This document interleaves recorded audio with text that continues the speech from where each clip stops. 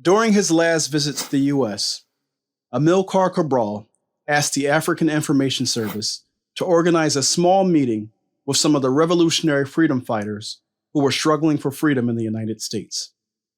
The AIS contacted approximately 30 organizations, and on October the 20th, 1972, more than 120 comrades gathered into a small room where Cabral delivered a speech titled Connecting the Struggles, an Informal Talk with Black Americans. Today, October the 20th, 2022, marks the 50th anniversary of this historic gathering of Black liberation forces.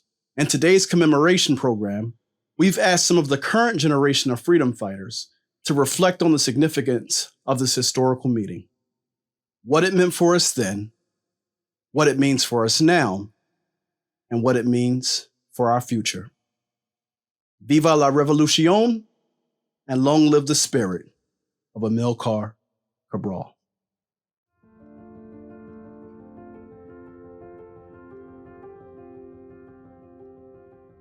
Hello, my name is Akil Parker. I am a math professor at Cheney University, and I'm also the founder of All This Math, which is an educational services company offering private math tutoring and also math support. And what we're really trying to do is change the narrative around mathematics in the Black community to one that is more positive, and also show people how math can be a tool for liberation, which brings me right into, or is a nice segue into, Amilcar Cabral. As you see, he's featured on my t-shirt that I have on right now, Amilcar Cabral, in honor of the 50th anniversary of his visit to the United States in 1972. Amilcar Cabral was a great influence on me, and also a great influence in me doing the work that I do with trying to link mathematics and mathematics education with liberation and Pan-African nationalism. Of course, Amilcar Cabral was a revolutionary leader of PAIGC in the Guinea-Bissau and Cape Verde Islands, which was struggling tooth and nail against Portuguese colonialism. Amilcar Cabral himself influenced me because he was one of the many people that showed me the connection between liberation, true liberation that is, not just assimilation, that we want to package and label as liberation, but true liberation and mathematics, because Amilcar Cabral was part of a group of natives of Guinea-Bissau, which was a Portuguese colony, which was extracted from the land, which was extracted and sent to Portugal to study. So he ended up going to college in Portugal, studied in Portugal. He actually majored in agricultural engineering. And then with that knowledge and that understanding and that gaining of understanding of land, he understood the importance of revolution, understood the importance of land and the people owning their land and being able to produce everything they need and being self-reliant. So what I realized from studying this brother, and I had a couple of books, of his speeches. I wished I could have found them, but I can't find them currently. I need to look for those so I can have them with me. I like to carry my books with me when I'm talking about people. He understood the connection between mathematics, quantitative analysis, engineering, right, which are all STEM disciplines, and liberation for our people, which helped me to understand the connection between mathematics and liberation for our people. So Amilcar Cabral was very influential to me in that way. In another way, Amilcar Cabral was very influential to me was that back around 2012, when I was trying to decide where I was going to attend graduate school to further my education and earn a master's in education, around 2012, I had just left a school that I was teaching at, and I decided to go back to school. I was looking at some local Philadelphia schools, and I had heard some things about Amilcar Cabral. I didn't know a lot about him, so I decided to purchase some books, those books that I just mentioned that I can't find right now, unfortunately. One of those books came in the mail. It was a book of his speeches. And as I got the book in the mail, took it out of the packaging, opened it up, started flipping through the pages, there was some illustrations and some photos in the middle of the book. So I'm looking at the photos, and one of the first photos that jumps out at me, he's featured, Amilcar Cabral is standing there at a lectern, right? And the caption says, this is him delivering a speech when he was honored by Lincoln University here in Pennsylvania, and given an honorary doctorate degree in 1972. So that sealed the deal for me, because I figured, well, if Lincoln University, could give this brother, that was doing the work that he was doing, he was a revolutionary, and they recognized the importance of that and bestowed him with an honorary doctorate, especially when today in the 21st century, when we see what a lot of black people get honorary doctorates for these days, right? So if Lincoln University was able to do that back in 1972, then I said, okay, I've gained even more respect than what I already had for this institution and this historically black college. So I ended up attending it because of their positive connection to Amilcar Cabral. And then I ended up later meeting some elders in AAPRP that actually were at Lincoln University as students at the time. And they were there to witness him in person and see him speak back in 1972. So those are just a couple of words I wanted to say about Amilcar Cabral, some of his influence on me, his connection, his understanding of mathematics and engineering, and how it led him to become a revolutionary. I really appreciate that. I learned a lot and gained a lot from seeing that, because a lot of times when we speak of revolution, we think of people that aren't necessarily in the technical sciences, and a lot of people in the technical sciences really may not have a lot of revolutionary perspectives or outlooks or political orientations of that nature. And Amilcar Cabral definitely did, among many other people. So definitely salute to the brother, rest in peace, and thank you for your time. We sometimes talk about world hunger as if it is a scourge that all of us want to see abolished. That was the first sentence in a paper titled "The Benefits of World Hunger" that was put out by the UN that has now been removed from their website. My name is Omawale Africa, and I'm a documentary filmmaker here in North Carolina to talk to you all today about my upcoming project, the fight for food sovereignty in the South. We took on this new project for two reasons.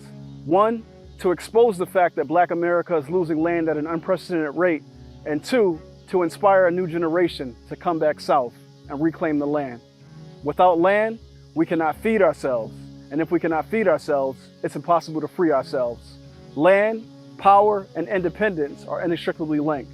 In my new documentary, Hannibal, The Fight for Food Sovereignty in the South, we'll be exploring these topics and much more with a range of experts, scholars, and those in the know. Hit the link below and follow the campaign online at #FromFreedom2Famine.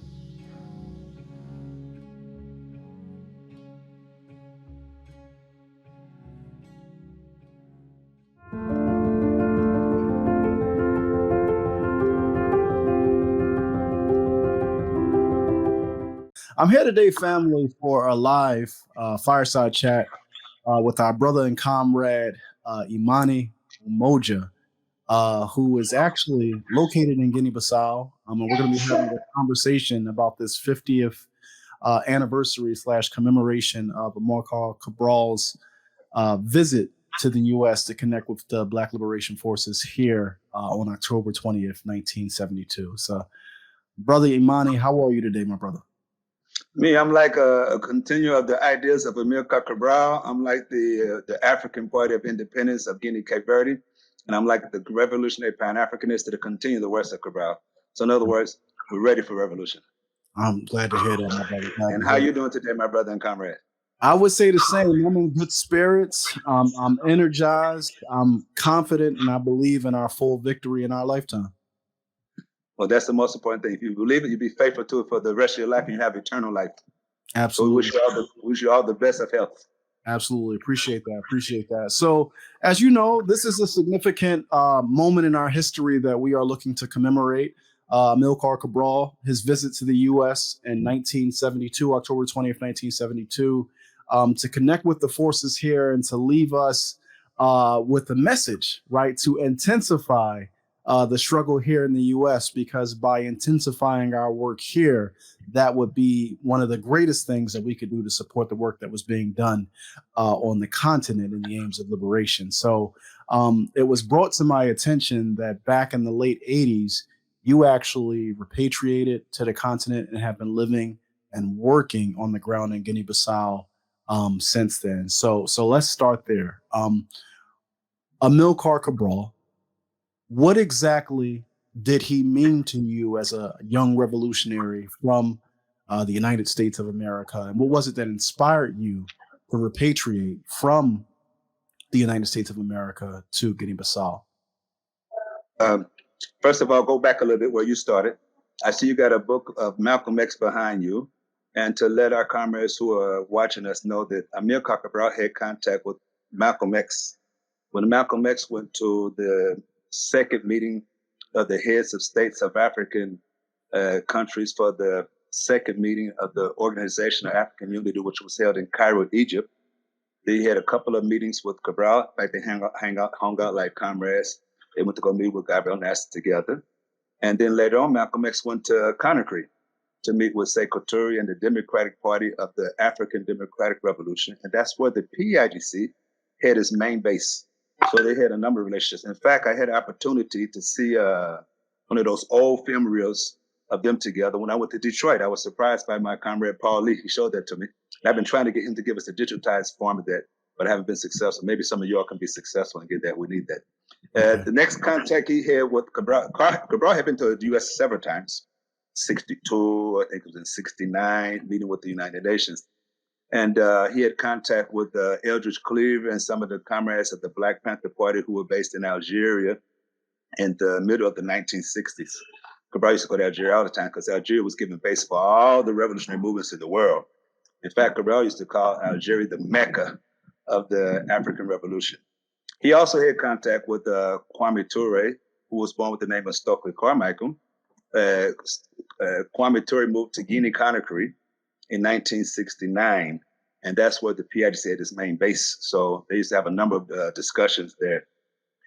Being a human being who wants to make the world better than the world that I encountered, growing up in St. Louis and then later on and going to school in New Orleans and Baton Rouge, I became involved with our society, trying to get rid of all the exploitation that confronted our people, holding our people back from moving humanity forward.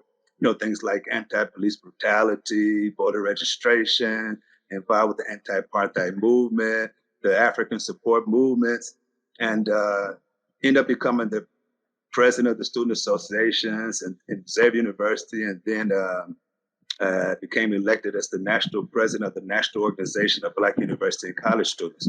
So I had an opportunity to move around. Even that's my first time I went to Philadelphia. It was for a meeting of the National Organization of Black University and College Students called NOBUCS. And so as my conscience developed, I came to the conclusion, first of all, that I'd be willing to go any and everywhere necessary inside of the U.S. to help our people. But as my conscience grew beyond the boundaries of the U.S., thanks to people like Malcolm, Snig, Kwame Ture, Kwame Nkrumah, et cetera, I came to a larger conclusion that I'd be willing to go any and everywhere in the world where I could best be used to make our humble contribution. And came to agree with the ideas of Marcus Garvey that no African is free unless Africa is free. And so the priority must be the base of the African Revolution is Africa. Like Nkrumah said in his conclusion of Handbook of Class Struggle in Africa, that all Black revolutionaries in the world must have as their primary objective the total liberation and unification of Africa under scientific socialism, which was come to be known as Pan-Africanism, as was resolved at the 5th Pan-Africanist Congress in 1945 in Manchester. So while I was in law school, continuing to organize, I actually joined in undergrad the All-African People's Revolutionary Party. And so I got ready to graduate from law school. I wrote a letter to the Central Committee and said that I'd be willing to go anywhere the party would like for me to be of service. If it's to stay there in the US, I would stay. If it was to go to Haiti, if it was to go to part of Africa, I would go. But my proposal was to go to Africa, since that's the base of the revolution. And there was Kwame Ture, along with a sister named Mwina Kuyati, who suggested, why don't I go to Guinea-Bissau? Because the PIGC is a Pan-Africanist party. It's very close to the PDG, where Kwame was located in Guinea-Conakry. And so that I could at least, get my first years of experience here working with the PIGC. And if I decided to go to other parts of Africa, because at one time I was thinking about Zimbabwe, that I could do that. But that they thought it would be a priority to work with the PIGC. And from time to time, I could go visit Kwame could come visit us. And there was another comrade that Kwame used to work with where we could intervene with. So that's when I began to take the studies of Cabral more serious. I'd already studied some of his speeches, like the speech that he gave at Lincoln University when he got his honorary doctorate degree. It's called Identity in the Context of the National Liberation Struggle. And I read National Liberation and Culture. So I really was amazed by his analysis and began to study a little bit of the PIGC before I came. So it was after I came that I became to study the PIDC even more intensely and get more experience working with the mass structures of the PIDC.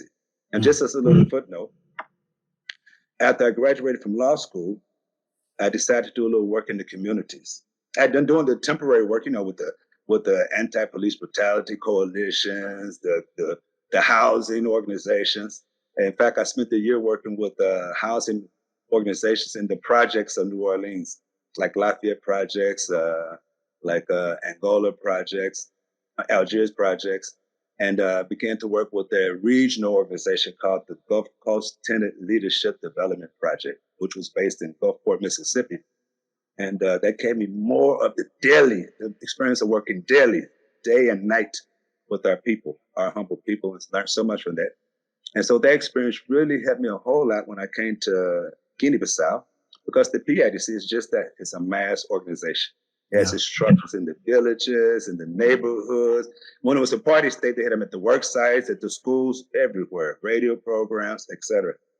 But that was the main motivation for coming here.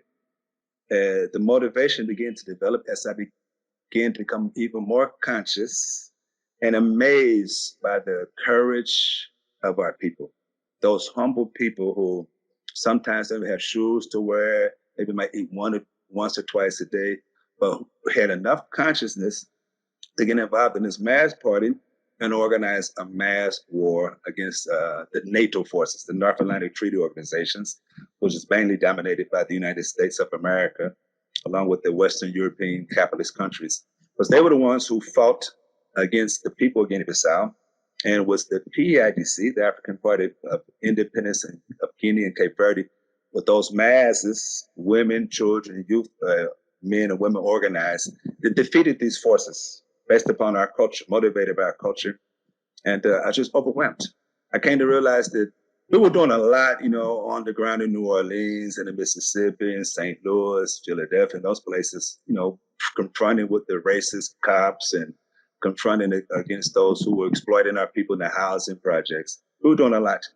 But I came to realize that this one's even further than us, because this one you have to deal with every aspect of our people's lives, from the cradle to the grave. How to have a woman have a healthy baby, and have that healthy baby not have any barriers in front of that baby, so that baby has access to nursery schools, to medical treatment. And then when that baby becomes a child, to be able to go to a school where the teachers teach with love, and that child is secure, and that child learns about our history and world history. So that child comes to realize that his or her identity is African, but it's also a human being, a part of humanity.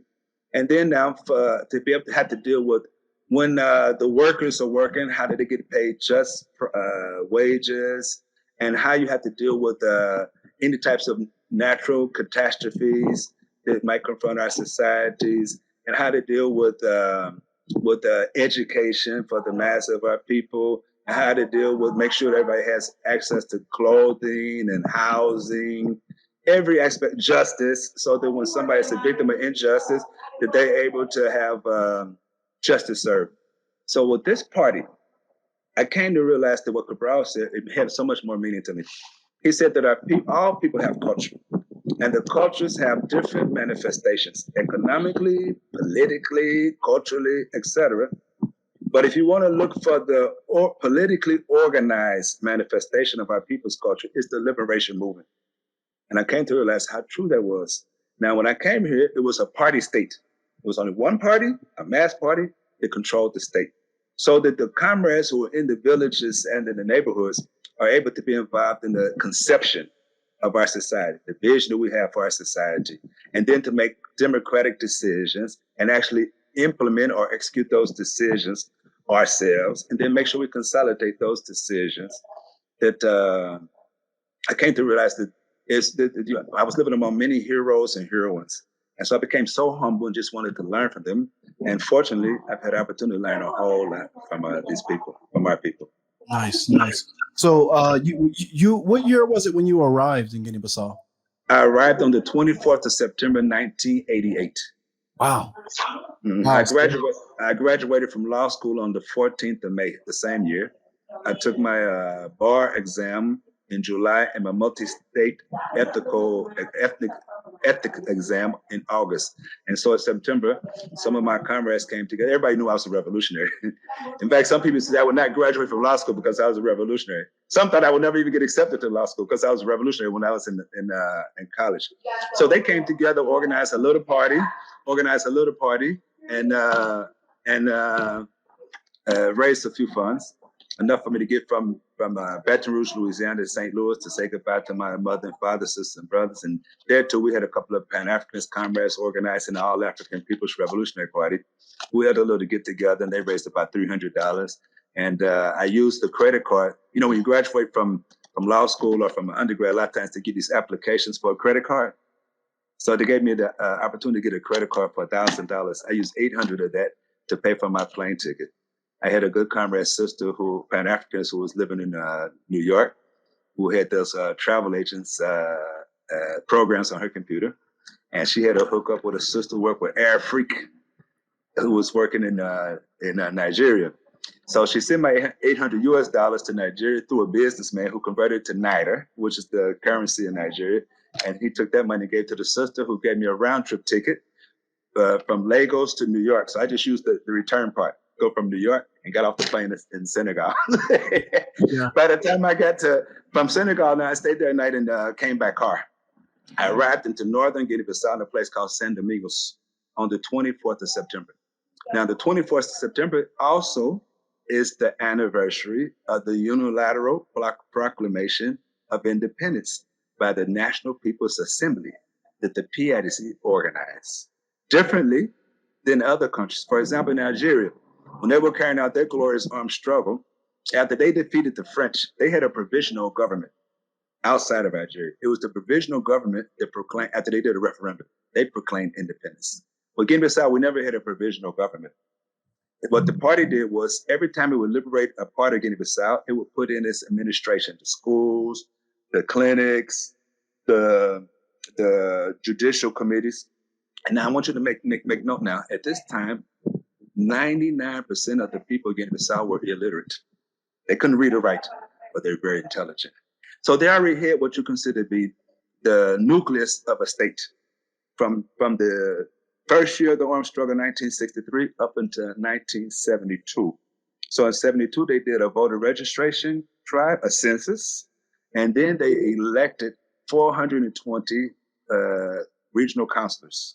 So these regional councilors, this is why Cabral was still alive.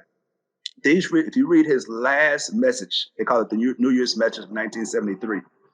He was given a report on how they had already carried out the elections.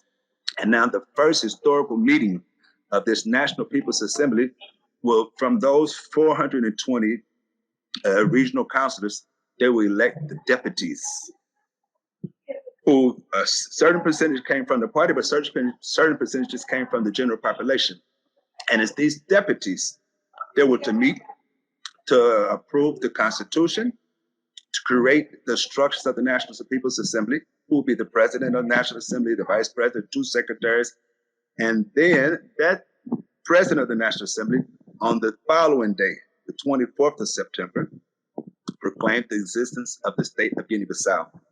And within 24 hours, 79 countries recognized the Republic of Guinea-Bissau. Mm. You said that our ancestor, our great warrior, revolutionary ancestor, Kwame Ture, was one of those voices that encouraged you to make the trek or to repatriate to Guinea-Bissau. What was some of his reasoning for encouraging you to choose Guinea-Bissau rather than Zimbabwe or Haiti or other places that you were considering taking your energy and efforts to advance revolution? He was short and sweet on that one. Huh? He said the PIDC has very close relationships with the PDG, and that I can come visit him from time to time. He can visit me from time to time, and that we can help to make sure that these two parties came to coordinate their actions closer.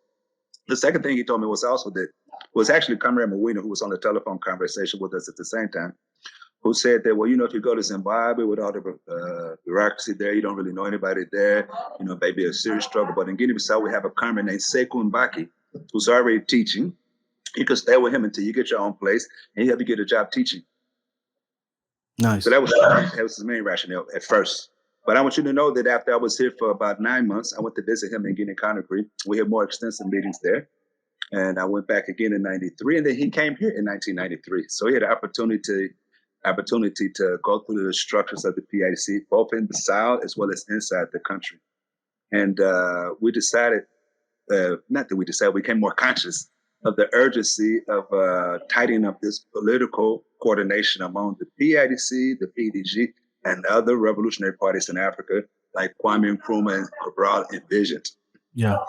Secretary, including the MPLA, because we later found out, we didn't know at first, that Cabral not only was he a founder of the PIGC, at first it was just the PAI, African Party of Independence, but he was also a co-founder of a party in Angola called the Partido Unido de Luta de Africanos de Angola, the United Party of the Struggle of Africans in Angola.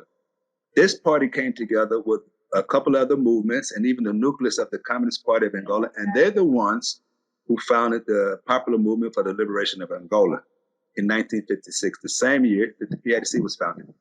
So they have very close relationships. In addition to the fact that when the racist apartheid regime was going to invade, before they were going to invade Angola, we already knew.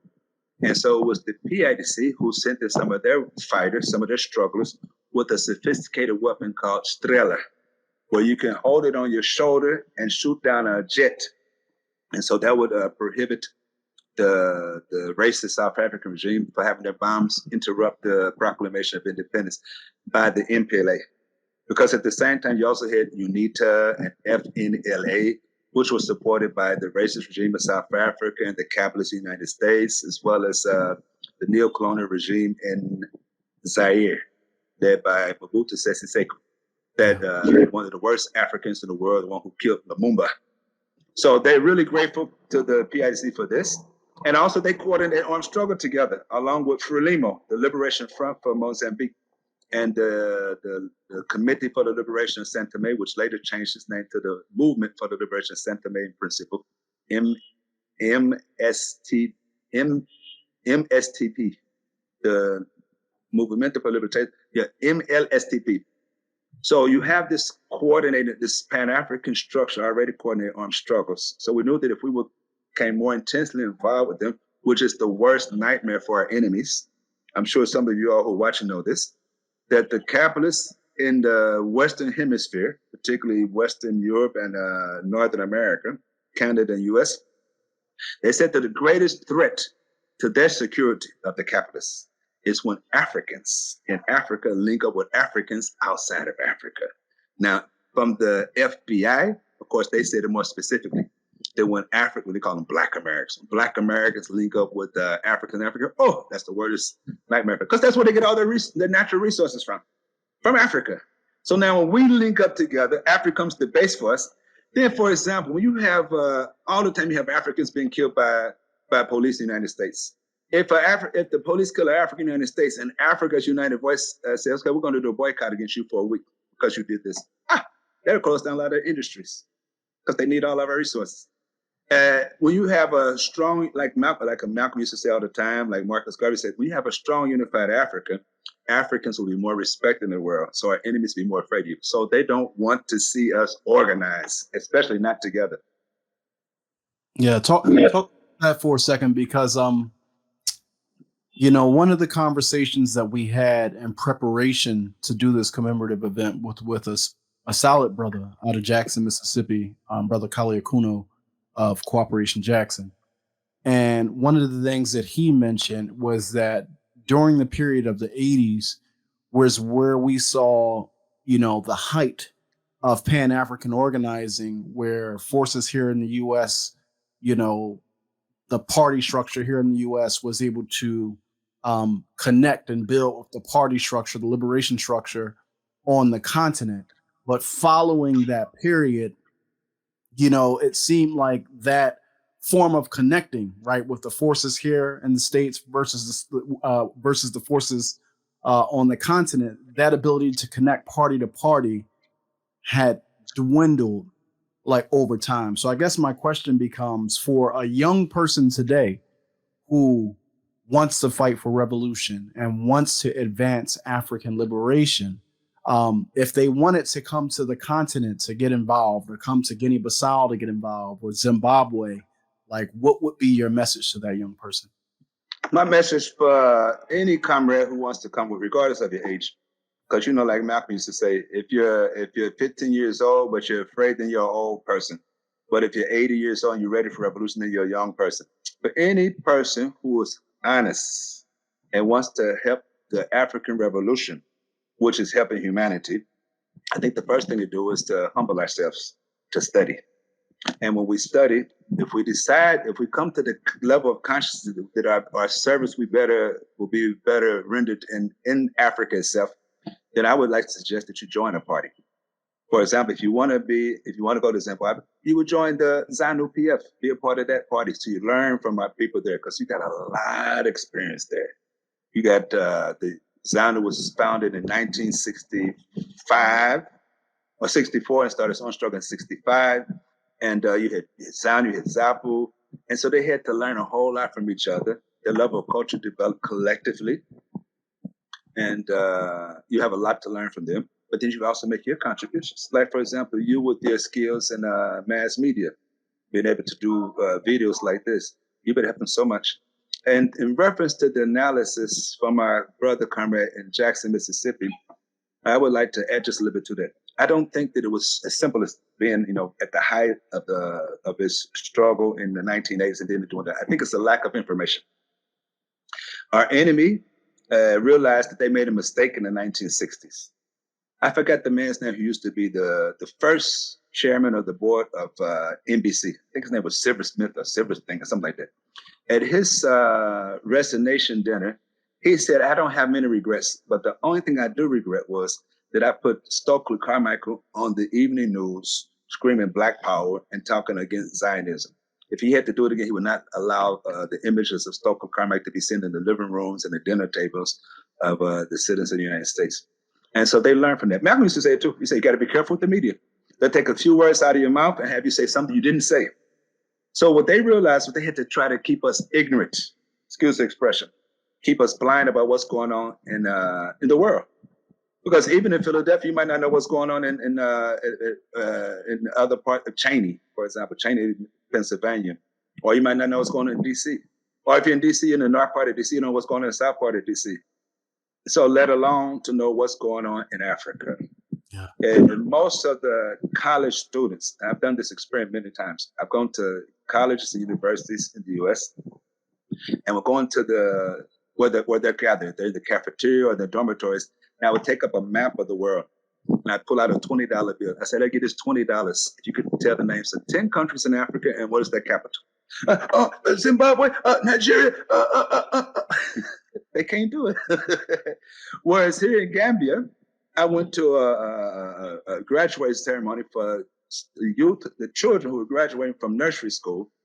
And they stood up and started naming not only anatomy, agriculture, in English, in Wolof, in Mandinga, but they named every country in Africa and its capital. Like Cabral said, we have a crisis of knowledge. We don't know Africa. So these comrades who really want to make your contribution to Africa, first you got to learn a little bit about Africa. And when you come humbly. And don't come as a diasporan African. Don't come as a descent. Come as an African. You're African. And that's how you're treated. When I was in law school, one of the law review article that I wrote that got me admitted to the Law Review Council was misuse of the grand jury apparatus to indict African activists in the United States. And one of my law teachers, who was African, he said, well, if you put African there, they're going to look down on you. You might have a hard time getting a job in the future. Why don't you say Black American? I said, no, there's no such thing as a Black American. It's Africans. We're Africans, full stop. And that's what Cabral said in this speech that he gave in New York, in the meeting he had. What was the first thing he said to the Africans there? He said, I bring my revolutionary greetings to you, my African brothers and sisters of the United States of America. He said, and I would like to let you know that your struggle is our struggle is one and the same struggle. I want to introduce you very quickly to two other ideological children of Amilcar Cabral. This is brother and comrade Yankuba Jolin Njai. How are you? Come on. I'm good, comrade. How are you? I'm fine, thank you. Okay, Viva Cabral. And Cabral sempre. And this is brother and comrade Abdullah Keita. Yes, and my English is not Not good. good, not good. But they speak many different languages, huh? Yes. Russian. They speak Russian. They speak Piafada, French, Portuguese, Creole, Spanish. These are ideological children of Amilcar Cabral. Yeah. They were part of the pilot school that Cabral organized to be a model of the educational system that we want to have, that we had already in the liberated zones. They organized 200 schools in the liberated zones. They would choose the best students and send them to Conakry, but they did it with positive discrimination. For the brothers, when you get to the 5th grade, okay, those who are the best, you get your scholarship to go to the pilot school. But for the sisters, you don't wait to the 5th grade, in the 3rd grade. And when they got to the pilot school, it's right close to the it's very close to the PIDC main headquarters. So Cabral used to come there like 5 o'clock in the morning to wake them up. Wake up, wake up. We don't need to sleep a whole lot. We got a lot of work to do. Get up, get up. And then the brothers would do the same work as the sisters. They would all cook together. They would go get the firewood together, go fetch the water together, sew together, everything together. And in the classrooms, of course, they learned a whole lot about the exploitation of women, about the negatives of that negative phenomenon of patriarchy. And then they learned a whole lot about the world. Sometimes Cabral would put a map of the world and just turns back and just put his hand and say, what did I touch? They say, you touched Egypt. Okay, tell me about Egypt. And so he just gave them a lot of love and care and said, you all will be the new men and women. Yes. That when we liberate our territory, you all are going to be the ones who will be in the forefront of our revolution. And so these are them. These are the continuous of Cabral. Beautiful. Thank you. Boa tarde. Boa tarde. Bom trabalho. Good afternoon to you. Good work to you. So that's why we're saying that we're ignorant about Africa. That's the truth. Yeah. You know, some people will travel to Africa. They'll go to the capital of Egypt. They stay in Cairo. They go for a visit to the pyramids, or they go to Accra in Ghana. They stay in a nice hotel, or Dakar in Senegal, and maybe they might take a visit to Gorial and they see the old slave castles. And they come back and say, "I've been to Africa 30 times." But to learn Africa, you got to be among African people, and African people have a lot of organizations. But fortunately, we have we gave the world the concept of the mass party. That's Africa. You know, the parties like the Bolshevik Party that later became the Communist Party in the former Soviet Union, it was a vanguard party. Same thing in Eastern Europe, the same thing in many other countries like Latin America. But it's Africa that gave the world the concept of the mass party for women, for youth. Like the PIDC, we have the Amilcar Cabral African Youth. That's the youth wing of the party. We got Udimu, that sister you just met, engineer, Blondie Nyama Nantamayasa. She's the Secretary General of Udimu. It has its structures in the villages, in the neighborhoods. They have what they call sections that bring together different bases. Then they have sectors to bring together different sections. Then they have a region that brings together all the different sectors. And each of these structures has collective leadership. Then those regions come together on the national level. They have their central council. With the PIDC, we have the central committee. And the central committee has its secretariat. Now, as a result of being honest and being humble and learning from people, you know, they say, okay, we want to use you in this position, use in that position. So for the past 4 terms, they have been elected us to be one of those members of the central committee.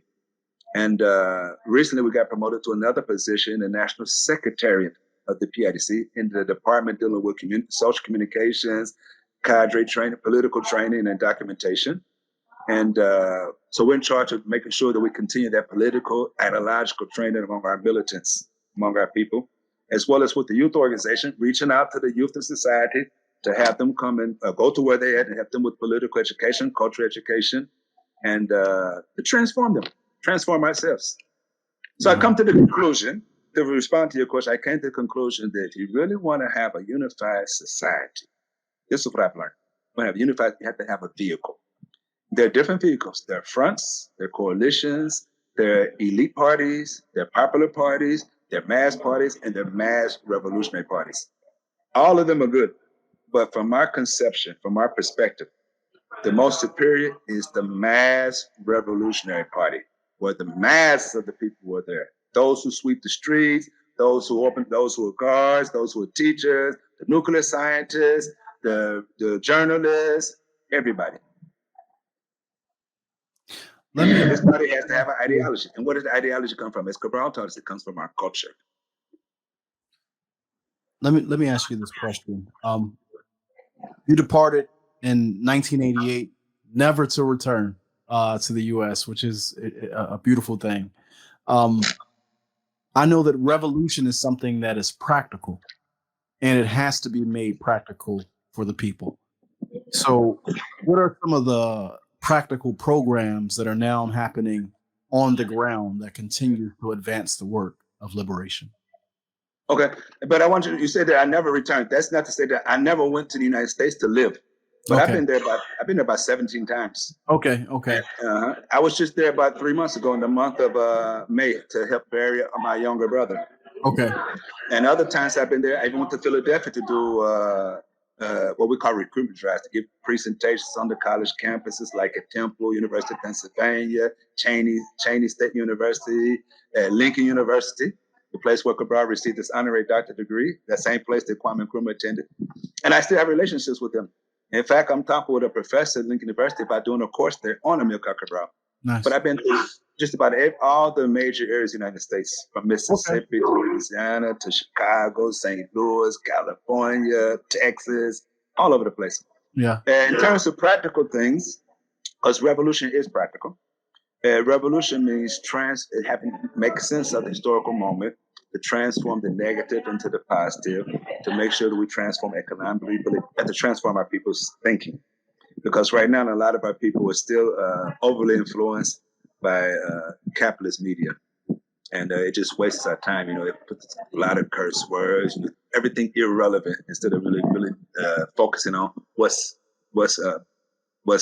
basic to us. In terms of basic programs, in the area of education, just last week we participated in a march with the health workers because our state has been attacked by some neocolonial puppets. That is to say, that our enemies who we kicked out with guns have returned through financial institutions as well as through drug trading, drug trafficking, and they take advantage, like Cabral said, the biggest weapon they have is not the nuclear bombs or the atomic weapons. The biggest weapon that our enemy has is traitors. So they get in contact with the traitors here, those who put their bellies in front of their dignity, and they do things like coup d'etats, assassinations, and so they did a coup d'etat here several times. The last coup d'etat that happened was in February of 2020, right before the lockdown. And so this regime that has control of the state apparatus tries to, first of all, intimidate people from having political gatherings, manifestations, as well as terrorize journalists. So they have decided that 1,000 health workers are fired. They're laid off because they don't have enough money to pay them. And they also decided they're not going to allow any other new doctors or health workers become a part of the state apparatus. So we had to do things like marches, had to clarify to our people, of course, you show them pictures of the hospital where people were dying. A woman goes to give birth to the baby. Nobody's there to receive that birth. Just yesterday, I attended a funeral of a very good sister who had asthma. She had been going to the hospital because she's having these asthma attacks. We're at the end of the rainy season right now. So asthma is more acute then. But when she went to go to the hospital, nobody was there to receive her. So she died. So you point out these contradictions to our people with the educational system. As I told earlier, we talked about how Cabral gave so much priority to having educational systems, even in the liberated zones. And then after independence, Guinea-Bissau, in my opinion, had one of the best educational systems in the world. I was really shocked when I started teaching. Also, working in the schools is another program where you're closer to the people. But when they started attacking the schools like they're doing right now, here too, they laid off some of the teachers and they said they're not going to allow any new teachers to become a part of the state apparatus, which is a tragedy. Because if you can't go to a state school, which means you have to have enough money to go to a private school. Can you imagine that? In Philadelphia, nobody can go to the public schools there. Everybody has to go to a private school. Even though they didn't close down the public schools here, but they're not functioning properly because they're not paying their salaries regularly. And then you say, and other people can't join us. So all these students who decide to go study in the teacher's college, where are they going to work now? What about these we have to struggle to make sure we have medical schools along with our Cuban comrades. The Cuban comrades help organize medical schools inside the regions, not just in the capital of the South. So now when these students are taught with love that when you graduate, you serve the people. You don't put money first, put humanity first. Like in Cuba, if you charge a sick person in Cuba, you can go to jail. You lose your medical license. Well, that's the kind of conscience they instilled in our people's heads here. Because we obviously had a lot of people here who studied in Cuba. But even in Bologna, that's where she studied, in Cuba. And you tell these students now, no, we're not gonna, when you graduate, you're not gonna get a job work for the state. Then you're telling them they have to go open a private clinic or they have to leave the country and go work for other people. That's what you're telling them. So we do programs around that. We also, make sure we do programs. We go actually into the schools themselves and try to organize structures there, permanent organizational structures. So that through films, through testimonies of freedom fighters, through testimonies of those who have information on other parts of the world, they're able to learn from the experience of others. And, anything we can see that fits in. But now connecting the struggles, when we go to the U.S., if there's a police brutality case, we get involved with that anti-police brutality coalition, those movements to support that are against patriarchy. We get involved with them. I used to work with an organization, as I mentioned earlier, that deals with housing. But you have a serious housing problem in the United States. A lot of people don't know. Right there in Philadelphia, where you're living right now, you got thousands of people living on the streets, and they're not lazy people or crazy people. They're people like you and I. Some have even gone to college. A lot of them have gone to high school, but some have gone to college. And they even had a job. So they went to the bank to get a loan, to get a house. And you said, so this is the house of Omawali. This is the house of Imani. But it's not Imani's house. It's not Omawali's house. It's the bank's house. We have 20 years to pay off our mortgage note. You pay 15 years, you lose your job, you don't know where to pay. And so you try to go stay with your family for a while, but your family dies, for example. And so where you go? To the streets. Check 1,000 people living in the streets in Philadelphia and Washington, D.C. Tens of thousands living on the streets in Los Angeles and New York. So we deal with the housing situation there. Here we don't have a serious housing problem. And there's no such thing as street homeless people here. But we have a problem with the quality of the houses. Sometimes people will build a house where they should not build them, like in the fields, which are very humid. So when you have a serious thunderstorm come along, it just makes the house fall down. So we have that kind of struggle with housing, but we don't have anything like the homeless people. But in terms of programs, we're flexible. We try to where we see that they could be most practical to raise up our people's conscience, we do it. My final question for you, Brother Imani. Before we got on camera, you made sure to mention to me that Cabral is still alive. In that spirit, channeling Cabral and that energy, what message would Cabral give our people today regarding the state of African liberation and what we need to do to complete the African Revolution? Cabral says all the time that everything we do, we must do it as though the only people we have to answer to are our unborn children, grandchildren. Let's say to the future. We don't have to do this to appease anybody, our bosses or politicians. Cabral also taught us that our struggle is to have total liberation. Liberation is not independence. It's not just having a flag, having a national anthem, or having somebody born in your village living in the presidency. No. Liberation means that the people control the means of production, the productive forces, as well as how we distribute those productive forces. That is to say, if we're talking right now, you're using things made of steel for your microphone, for your computer, for your headphones. You're wearing clothes that come from cotton, which comes from a plant. All these things were produced. But so the ground itself is a productive force. The instruments you use to dig up the steel or to transform petroleum products into plastic, those are instruments. But that person is also an instrument. So the more qualified that person is, the higher level of production that person can have. For example, Cabral was an agronomist engineer. Comrade Bologna is an engineer of mechanized agriculture. If you give a plot of land to Imani, you get the same plot of land, the same size plot of land to Bologna. and asked us to produce. She's going to produce a lot more than me because she's more qualified. Me, I produce. My mother and father used to live with farmers. I learned a little bit from them. I know how to grow a few things, but not like her. She studied it day to day. So that means that her productive force will be higher. But now when we produce, how do we divide it? If we're 100 people, we produce 100 tons of rice. Does one of those people take 99 tons for him or herself? Or do they divide it equally? Everybody gets a ton. So depending on, in our opinion, there's no country in Africa right now that has true liberation, where the modes of production in the hands of the people doesn't exist. You have countries outside of Africa. You have countries in Africa that were hit it that way. Even here, Guinea-Bissau, we were hit it that way before the first coup in 1980.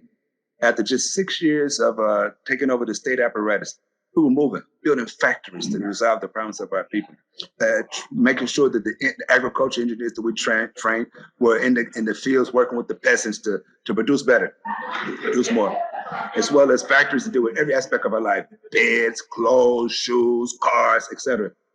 Then here comes the coup. Since like in Guinea-Conakry, Ghana, every time, they were building all these factories. And Nkrumah, during his when he was president, they built more than 600 factories. But after the coup happens, they closed these factories down. So now you have to start importing things made from our resources, processed outside the country.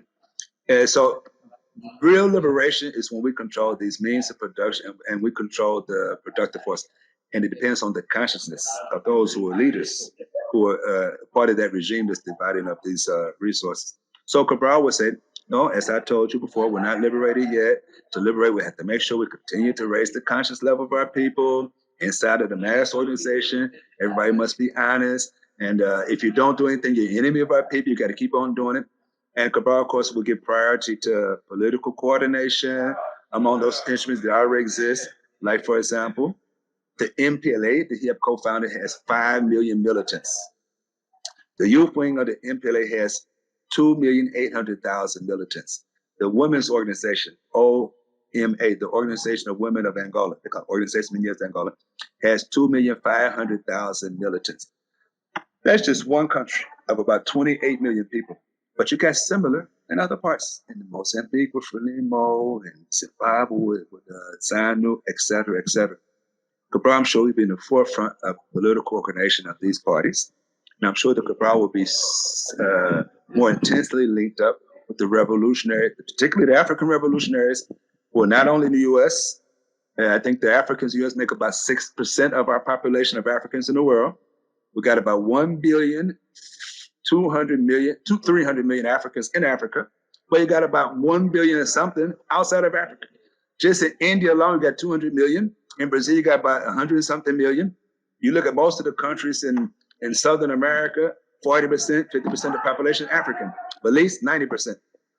Cabral, I'm sure, will be in the forefront of helping bring together those forces together with the anti-imperialist forces that are organizing in Europe, throughout the North, Central, and South America, the Caribbean islands, all the other islands of the Pacific, Atlantic Oceans, etc. Australia, the indigenous people of Australia. And I'm sure that Cabral would really concentrate on political education, particularly now that we have access to more advanced technology. I'm sure Cabral will be all over this internet. So we who will continue to Cabral, I think that we should do like him. Like he said, I'm a simple African, carrying out my responsibility in the context of our time in our own country. That's nobody told me, nobody mobilized me to struggle because of my consciousness. I'm sure that there are a lot of Cabrals in the world. Matter of fact, sometimes I'm surprised when I go to places like Nigeria and I see you have Amilcar Cabral ideological school movement there. That's hooked up with other revolutionary organizations, the workers' unions, the teachers, the professors in the university have their academic association of 80 different universities in Nigeria, and they study Cabral. And then in Ghana, you have Amilcar Cabral Political School that right now has a session going on with revolutionary organizations throughout the world. We have two comrades from the PhD right there. The brother comrade who's the Secretary General of the Amilcar Cabral African Youth, who's also a cadre in the All-African People's Revolutionary Party, is there right now, with the sister who is a member of the National Secretary of the PIDC. So I'm sure that Cabral will be doing these things, that he would continue to be humble. And I'm sure that those of us who study Cabral, we're not into a personality cult. Those sisters and brothers who just say hello to you, they look at Cabral almost like their father, their older brother, because they're close to him. For me, he's almost like an older brother too. Even I never had the opportunity to physically meet him. But in sum, I think that to continue these works of Cabral, we must study and be honest with ourselves. As Cabral said, one of our biggest struggles is against our own weaknesses. Come to the reality that we really don't know much at all. We don't know much. But because a lot of other people don't know even less than us, sometimes we become a little bit confident, sometimes even a little, I don't want to use the word arrogant, but sometimes we kind of like a show off because, you learn a little bit and you start talking to other people like, wow, I drew all that information. But we don't hardly know anything. Yeah. So to be honest, we have to make sure we learn as much as we can and put into practice. And as they say, go with the people. If you want to go fast, go by yourself. But if you want to get there and go far, go with the people. All right, brother. I appreciate you. Viva la revolution. Is that how we say Viva it? la revolution. All right, brother. Saluta. I appreciate you. Victoria. Continue on. Hasta la victoria siempre. All right, my Viva brother. PIGC. All right. Peace, brother. I appreciate you. Internal Amilcar Cabral. All right. Cabral Catamori. All right. Cabral siempre. All right, family. So y'all stick around. We're going to keep the program going. Up next, we have a special performance from some children in Burkina Faso. I want to thank my brother Obi Egbuna Jr. for helping us with the connection to brother and comrade Imani Umoja. And the children that we have coming up next are going to be saying a very special poem that my brother Obi and his collective has worked to develop. So y'all stick around for that, and we'll be right back. Shout out to brother Obi. All right. Peace. Pray pour la révolution. Ready for the revolution.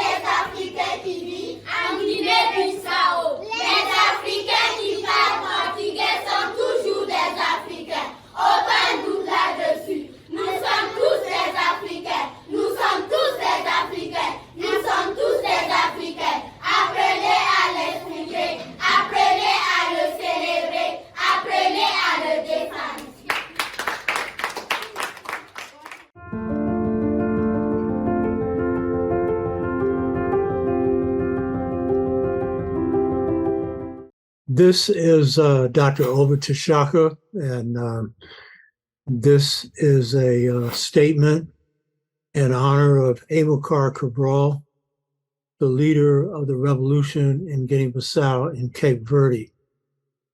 Amilcar Cabral was a historic figure of monumental proportions.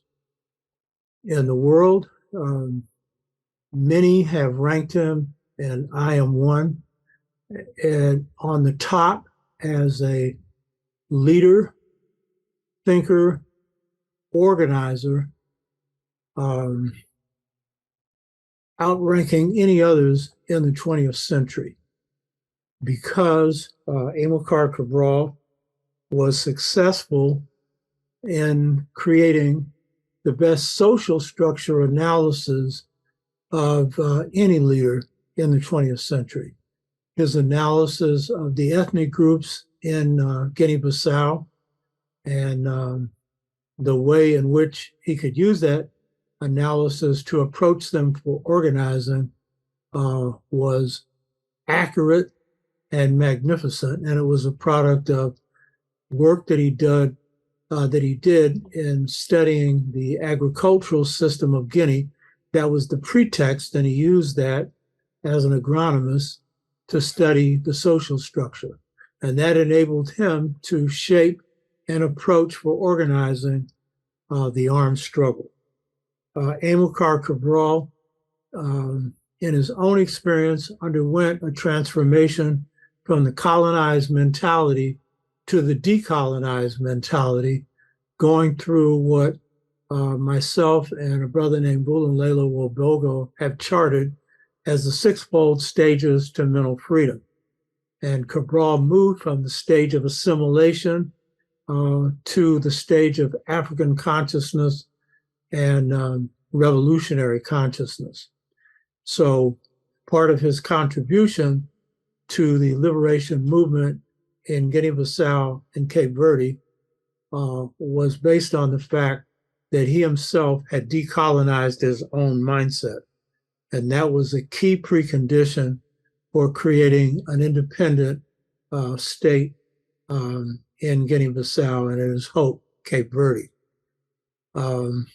Amilcar Cabral was an accomplished military leader, and his strategies for organizing the armed struggle were very effective, and their effectiveness was surprising given the lack of any kind of military training on the part of Cabral. Now, his fighters were trained both by Cabral and his organizing school in Guinea, and some were sent abroad and trained. But Cabral's overall strategy was in part owed to the Belanti people, who were the first to join the armed struggle and came from a classless age-grade society system where the people had a direct say-so in running their society. And they also had developed a very effective guerrilla strategy. And so Cabral used that, and that was a saving grace for his army, because it involved a method that involved a minimal of casualties. Now, Cabral himself was insistent on that. He considered the loss of more than a couple people on his side as being a catastrophe. So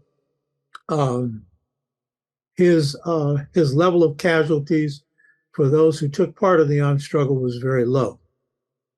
He also had a humanitarian approach to the armed struggle, and that was one where he refused to kill Portuguese women or children or civilians in general, something that the Portuguese did not observe. So he was a humanitarian, even though engaged in a bloody armed struggle. He was also successful in creating a split within the ranks of the soldiers that fought for Portugal in Guinea-Bissau, and that split ran right up into the Portuguese army versus the government, and eventually led to the overthrow of the dictatorship, something that Cabral had predicted. So he proved good in taking advantage of contradictions within the camp of his enemy. Overall, Cabral's greatness was due heavily to his humanitarian qualities. He was a wonderful human being. And he also learned from what was happening in the African independence movements and the early stages of African independence. He had not figured out how he would overcome neocolonialism.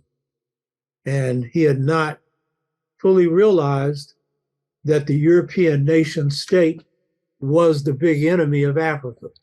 He suspected it, and he raised the question of, could the national liberation movement be a conspiracy against the people? Meaning, could the end result of the nation state work against the people? And he knew that if he didn't kill the elite instincts of those engaged in the armed struggle, particularly in the party, the PAIGC, that they could end up being the new black masters replacing the colonial masters. And so therefore, Cabral wanted to lead the party, not the nation state. But Cabral had not come to realize that the party itself was a problem. Just as the European nation state is a state used to control the people, and it's one that African independence movements inherited and ended up being a ticking time bomb throughout Africa, producing states that did not believe in their people and ended up oppressing their people. But what Cabral didn't realize at the time of his death was that the party itself was a structure not just alien to Africa, but a system used for control in the West. The parliamentary systems in Britain, when they moved to parliament to overrule the kings, the parliament, and then the parties that developed later, they're used to dispossess the people from their common space where they could have some say-so.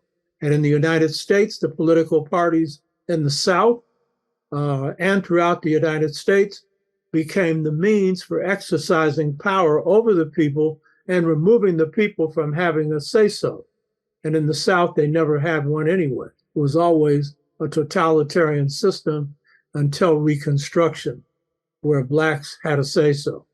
So Cabral did not realize that even as head of the party, that would have been a problem.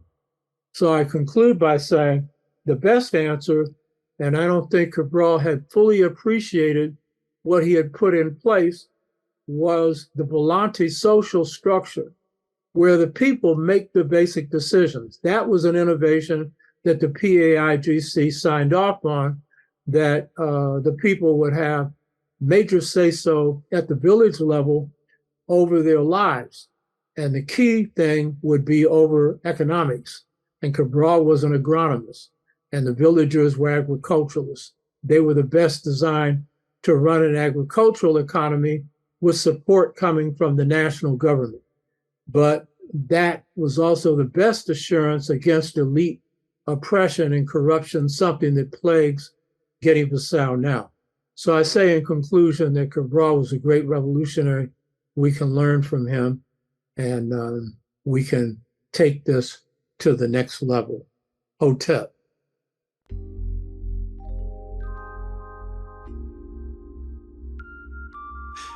Greetings, family. This is Brother Omowale, and as many of you know, earlier this year, myself and my media partner, Real Shutter, packed up our film equipment for an exploratory journey to Mississippi. We went in search of information about one of the most dedicated food sovereignty warriors Black America has ever known, Baba Hannibal Afrique. Our mission was simple: learn as much as possible about Baba Hannibal's vision and mission, and reintroduce it to this generation. We've achieved our first goal, and on June 5th, 2022, what would have been Baba Hannibal's 88th birthday, we released our findings in an article titled Reparations, Food Sovereignty, and Starvation in America. We've gone as far as we could go on our own. Now we need your help to complete the mission. If you'd like to help us tell this never-before-told story of Black America's fight for food sovereignty in the South, here are 3 ways you can support. 1. Watch our interview with Baba Joe and share it with your friends online. 2. Help spread the word about our crowdfund by sharing it with your friends online with the hashtag From Freedom to Famine. And 3. If you have it to give, please consider making a monetary contribution to support the cause of producing this film. Thanks in advance for your support, and as always, in the words of Baba Hannibal, together we will win. Peace.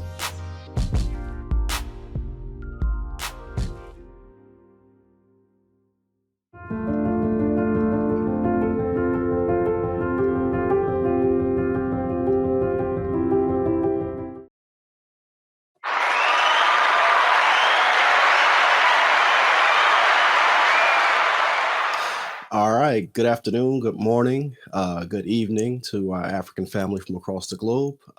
Again, I am Brother Omawale here today in studio to have a fantastic conversation with four folks from across the globe. So this is an intra.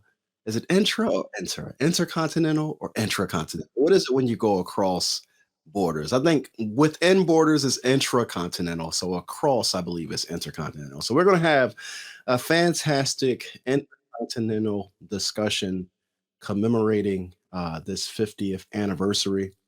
You know, when we got together to plan this discussion, family, there were quite a few elements that popped up in the discussion. I just want to take a moment to frame some of them, right?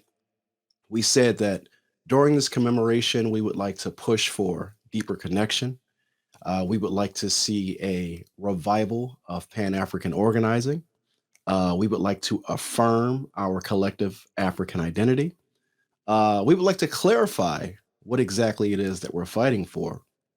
And last but certainly not least, we'd like to strengthen ties between the grassroots community intercontinentally, right? So, with my first question for the evening, I'm going to ask each of my panelists to tell the audience who you are. But in answering that question, what I would like you to answer is what are the seeds that you hope to plant or water in today's discussion? So, Sister Dima, I'm going to start with you.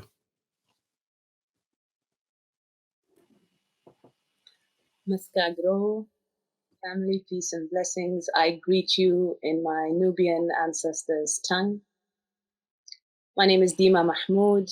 I am Nubian from what is today called Sudan, though I am plugging in from Egypt at the moment.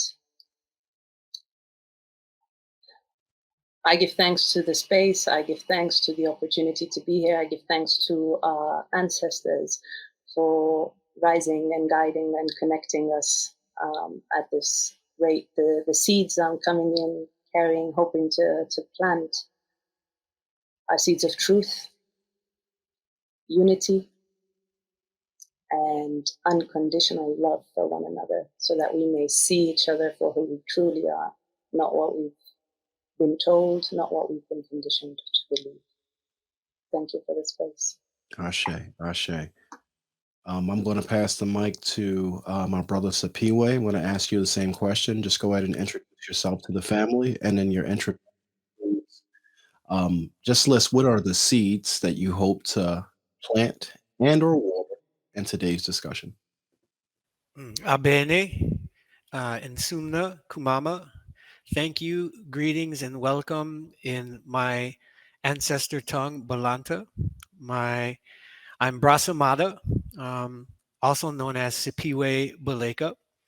I am a descendant of the Balanta people, and I have returned to my Balanta ancestral homeland here in Guinea-Bissau, fulfilling, the whole repatriation and Pan-African dream and vision and reality of all of our ancestors. So Abene Binham Neyo Wule, we want to thank the wise ones of the past.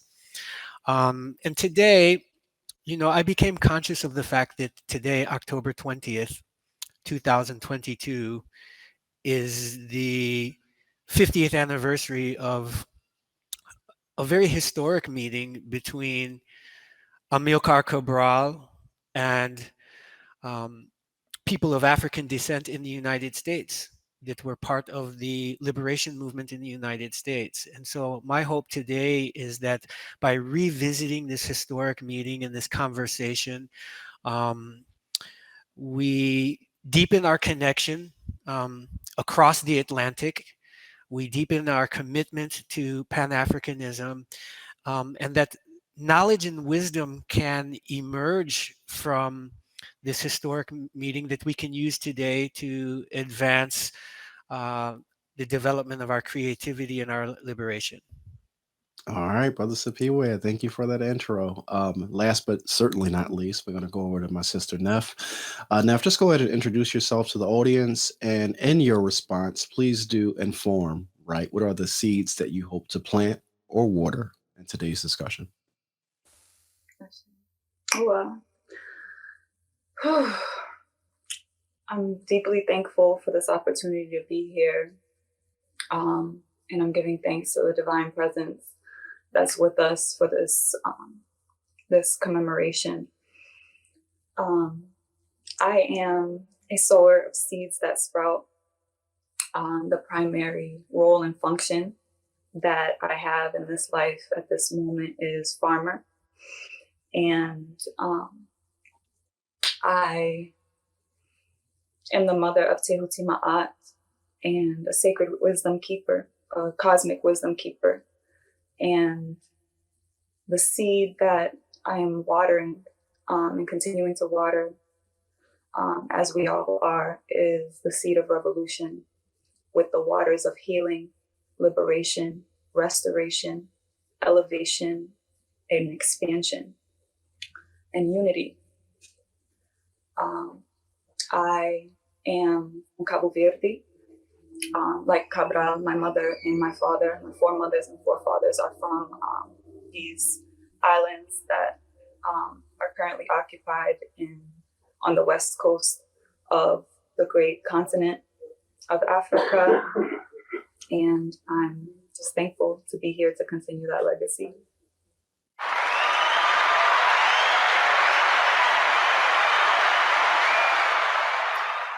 On January 23rd, 2023, the nation of Guinea-Bissau will be celebrating 50 years of independence from colonial rule. If Cabral were alive today, what do you think he'd say about the state of African liberation? And in your response, please give some thought to the movement that we've seen as of late to remove the word liberation from African Liberation Day. Sister Dima, I'll start with you.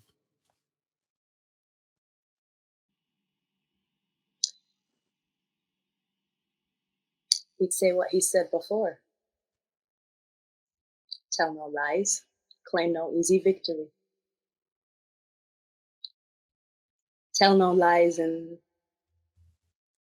that we really need to start looking closer at one another, and more importantly, look at the mirror and to how we are contributing to this liberation, how we are falling into the weaponization of language and words against us, against our coming together, and claim no easy victory, because a lot of us are seeing these slips and these breaks within the larger movement for liberation, for collective and holistic liberation of people of African ancestry, and that some of us are taking the crumbs, are accepting these crumbs, and then that continues to be weaponized against us because, look, some of you are accepting it. The rest of you just don't want peace. The rest of you just don't want to get things going. In these little victories, in these easy victories, we really need to ask, why is this being yielded now? Why are we getting this crumb now? And what's being compromised? What's being held back? Where's the rest of the cake? Where's the rest of the bread? Because we know we've planted the seeds. And so this is what I feel more strongly would be coming through, because this is also something I personally ask myself, in whether it's in organizing or in us having these conversations, how many of us are ready to hold our own accountable for this liberation, for this revolutionary movement that's happening, for this revolution of consciousness that is inextricably linked to our holistic liberation. Brother Sapiwe, I want to ask you the same question. If Cabral were alive today, what do you think he'd say about the state of African liberation? And if you'd like to, speak to this movement that we've seen as of late to remove the word liberation from African Liberation Day. Thank you. This is a great question. I'm speculating here, but if Cabral were here today, I think he would apply first his own methodology by saying, first we need to look at the objective conditions of where we are. So in Guinea-Bissau, I think he would start there, and he would look at the state of Guinea-Bissau 50 years from, 50 years after independence, and say, I think he would be, one, quite objectively disappointed. He would say that we fought this liberation struggle to remove the Portuguese oppressors and re-enter history on our own terms with our own identity.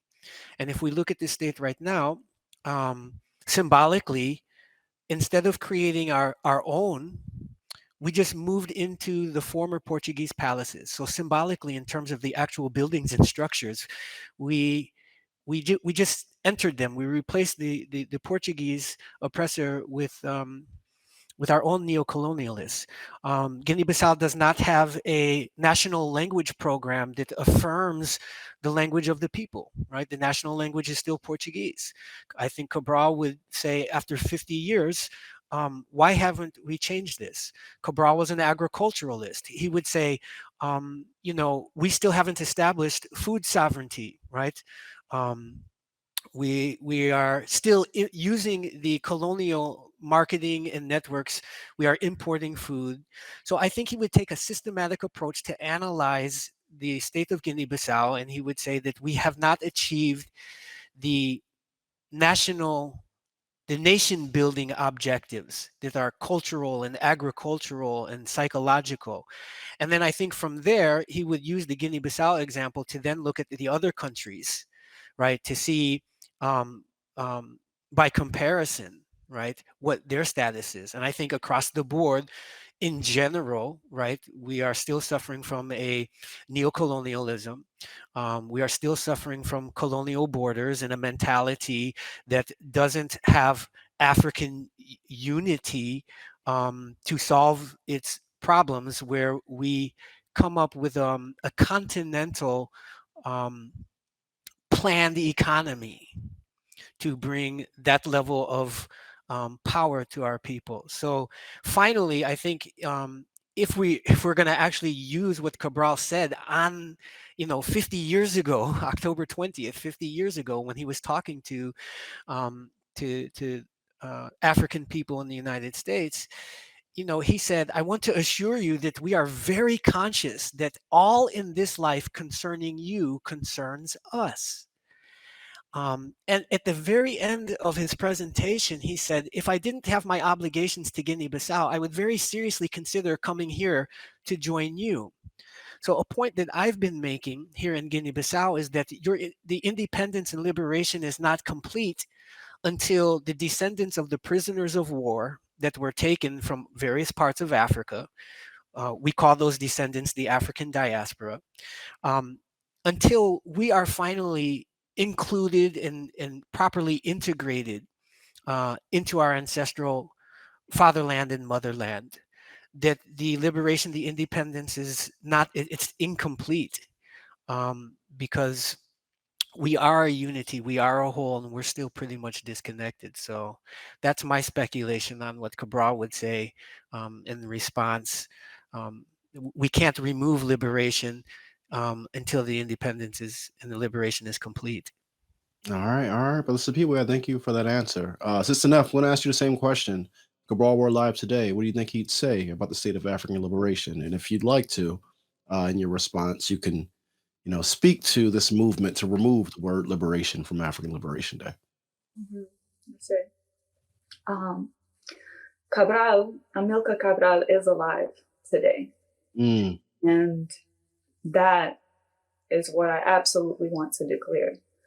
Amilcar Cabral is alive in the land. He's alive in our hearts. He is alive in all the things that continue the legacy that he continued, because it did not begin with him. And I want to share a declaration that I say every single day. One of the declarations I say every day is, I'm accountable to my words. I say things I intend to keep and want to take ownership of. I reward my obedience. I am confident in my actions and decisions. I am Amilcar Cabral. And with my declarations, I always find an ancestor that embodied the words as I go through my healing process, the words that I must declare.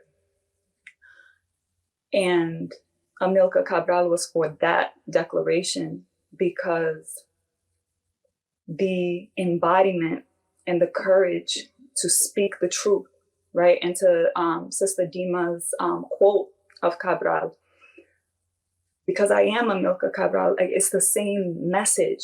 Speak truth, fight hard. That's what he was saying. But let's say it now and let's get clear, because we have to declare what it is that we need.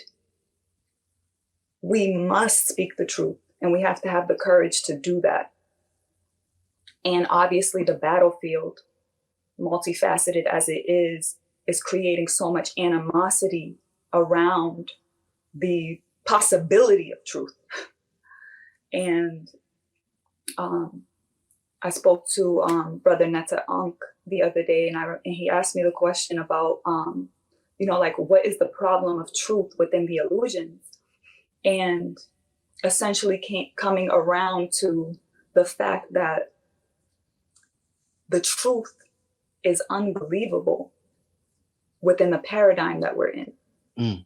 And that is the minefield that we still, with that sense of agility, must move through, like the feline energy, in order to still bring forward that truth. And then the fight hard is the reality that it's only as easy as we are prepared for.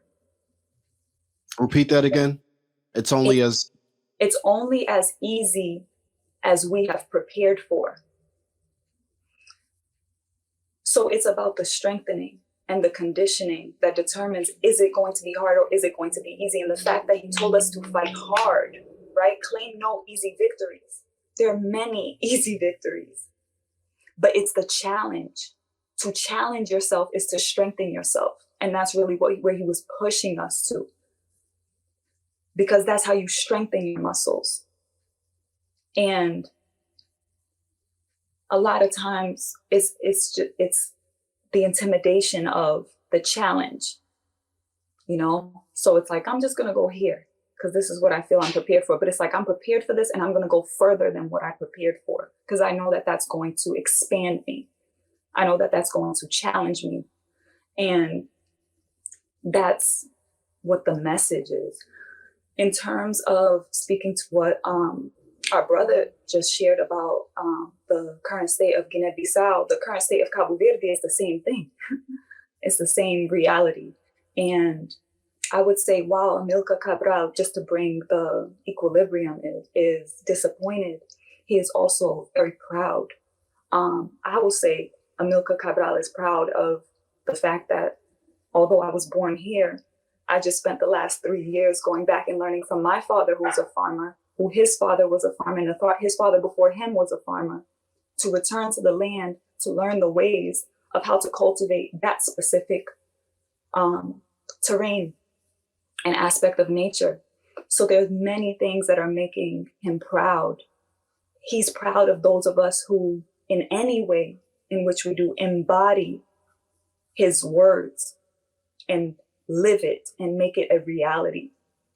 And he's also very disappointed with the true state of and conditions of our African nation. Spores all over this planet. Because coming back to the point of the diaspora, it is essential that all people of African ascent return to that unification as solar beings. that wholeness. And there's much work to be done, but the message is culture, right? Not only agriculture, but emphasis on the culture in agriculture. The liberation must be of our souls, of our spirit. We have to remember what this entire human experience is about, because that's what we were actually stripped of. And it's the journey of the soul. It's the cosmic reality that it's beyond this body and this physical experience, but we honor that as part of our spiritual gift to incarnate and to be here and to have potential. Let me pause you because you're jumping ahead to the next question. I want to try to keep us. Okay. But I don't want to stop the flow because I know Sister Dima is being inspired and I know she wants to start connecting dots. But I see y'all jumping around and I'm like, okay, let me try to get this back on track a little bit. So I'm gonna stay with you, Neff, because this is important. You all just touched on something incredibly important. There's been a lot of conversation around food sovereignty. We know that Cabral was an agronomist. So I want to ask you, right? Agriculture, food sovereignty, like what is the role of agriculture in producing and sustaining a people's independence? Let's start there. Go ahead, Neff, it's on you. Agriculture is the foundation. It's the foundation of life itself, how we fuel ourselves, how we exist. You know, it's literally, we have to eat. You know, yes, we can be breatharians, we can but the reality is like the substance and what connects us to our ecosystem is that exchange of energy and that interaction that we have with nature as we release and we receive. And the severing of that, of the sovereignty, but also the sanctity of organic matter, organic life, because of all the manipulation that's happening right now is why it's even more important. But ultimately, we can't talk about revolution and not talk about land and not talk about food, because you can't free people if you can't feed people. And that's essential. Anyone who is serious, very serious about real liberation knows that first and foremost, the responsibility is to make sure if we want to continue to exist, that's what it's about. And the food is essential. And because that's our fuel and that's what's infusing into our cells, right, on a microcosm, it's so important right now that the food that's grown be grown naturally. Yeah. And that's why it's even more essential right now. We know the state of public health. So all of the different layers in which food, it's just a foundation and everything else builds upon that, or agriculture, I should say, right? Because shelter is built on land. People exist on land and so on and so forth. So I'll leave it at that. All right. Thank you, Sister Neff. All right. Brother Sakiwe, I want to give you the same question. Bring it home for me. What is the role of agriculture in producing and sustaining a people's independence? Well, I agree with everything that our divine sister Neff has already said.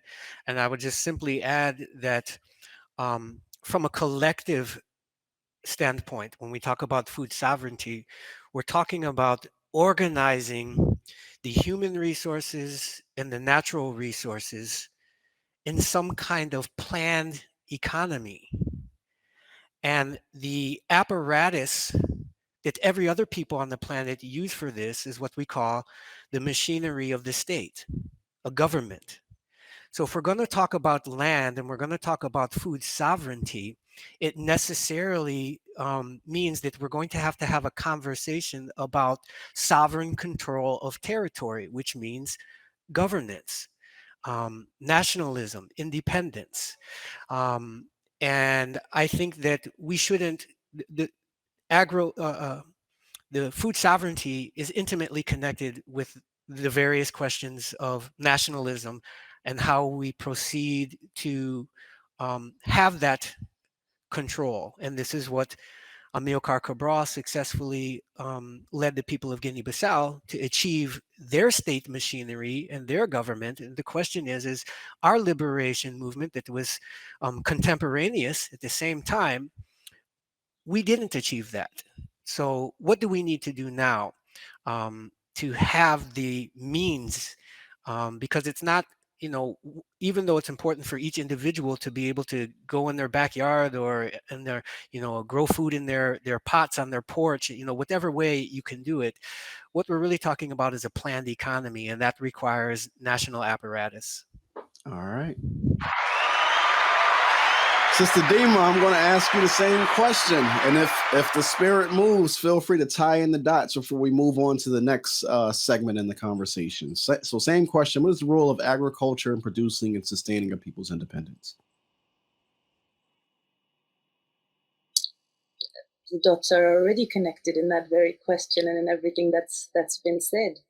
Food is love. It is land. It is language. It is liberation. It is culture. Hence the attack on agriculture. Hence the attack on African agriculture. For those of you who are not familiar with what's happening right now in Kenya, a massive shout out to the Kenyans Peasants League and the indigenous communities and farmers within Kenya who are rising now to respond to the government's recent lifting of the ban, allowing GMO seeds into Kenya. You see all this agri-tech and agropreneurship and agro, whatever you want to call it, anything that's not culture, is an attack on our culture, is an attack on our indigenous heritage, is a continuation of the attack on all that is indigenous, all that is already divinely one and whole with all things divinely created, which goes and echoes everything Sister Neff was just saying.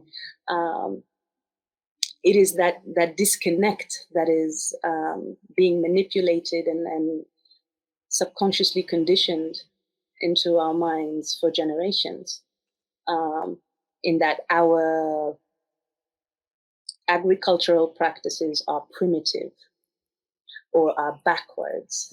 And it's this weaponization of language that that we really need to be conscious about, and how we do that is by holding each other accountable, is by telling the truth, is by telling no lies, is by recognizing that even the word independence has been weaponized against us, because really our liberation is rooted in our interdependence and not in our independence. It is the recognition that we are interdependent, in that there is no way any of us is free until we're all free. And when we say we're all free, I don't mean just us as humans. I mean Mother Earth, I mean Mother Nature, and of course I mean Mother Africa. And recognizing this, all these celebrations of Independence Day, and to have the courage to stand and ask our people exactly what independence are we celebrating?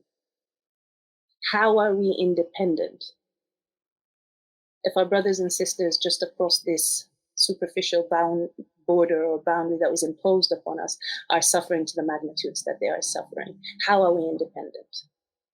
If we can't go over and help them, how are we independent?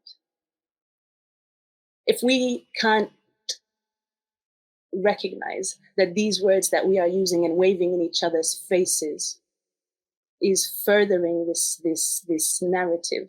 Here you've gotten your independence, and you hear, and we've seen this. I might be going off topic, and I'll try my best to reel back. But in the reaction to Queen Elizabeth's death, and how misleaders on the continent have issued all these reports and these statements and all of that, and there is anger towards African who refuse to mourn this representation of this colonial empire that has ripped and shred our people and continues to bleed our people dry.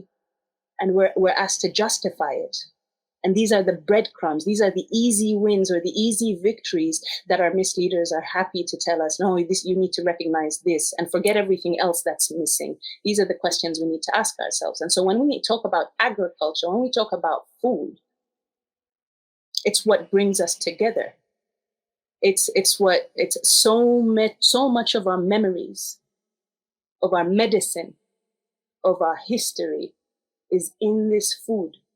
How many of our ancestors weaved seeds into their hair when they were uprooted from the continent? Because it didn't matter. They didn't know where they were going and it didn't matter, but they knew there'd be land. They'd be walking on something that can hold them and hold this food.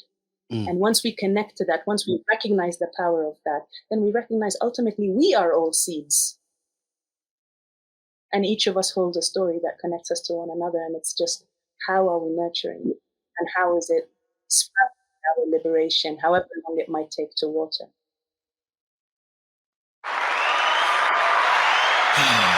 Man, this is powerful. And I just want to let you know, Sister Dima, you actually didn't go off topic, right? So that first set of questions that I had were actually meant to deal with independence, right? So the second set of questions that I have, and you all already started, right, are around identity and culture. So in order to get into these, what I'd like to do is I lifted two quotes from Cabral's remarks from October the 20th, 1972, when he was here in New York, speaking to the Africans in America. And I want to read the first quote and the second quote, and then I want to ask a question pertaining to identity and culture. So the first quote is this. He says, "We have to accept the limits of history, but not the limits imposed by the societies where we are living. There's a difference. We think that all you can do here to develop your own conditions in the sense of progress and the sense of history and in the sense of our total realization of your aspirations as human beings is a contribution for us. It is also a contribution for you to never forget that you are Africans," right? I love the fact that Cabral just kept hammering that in to the Africans here in America. Never forget that you are Africans. The best thing that you can do for us on the continent is to intensify your struggle here in America as Africans, because your successes here will lend to our successes on the continent. So that was the first quote. The second quote was, he says, "We are following the example of our grandfathers who fought against Portuguese domination 50 years ago. Today's fight is a continuation on the fight to defend our dignity, our right to have an identity, our own identity." So here's my question, and I'm going to start with you. I'm going to stay on you, Sister Dima. The question is, what role does identity and culture play in our struggle for land, milk, and honey, better known as sovereignty and self-determination?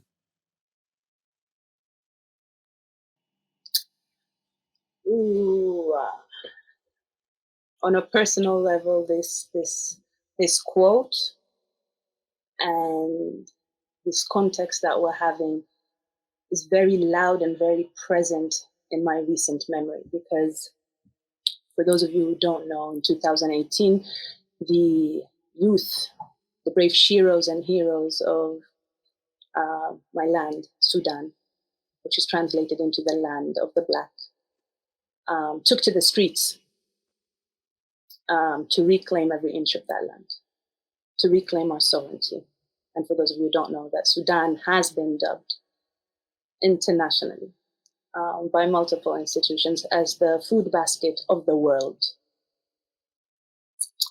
When that revolution started, and I was in the US, I was in Washington, D.C., and Sudanese in the diaspora everywhere were organizing like mad, taking to the streets and amplifying the voices that are coming from the ground because the media wouldn't cover it.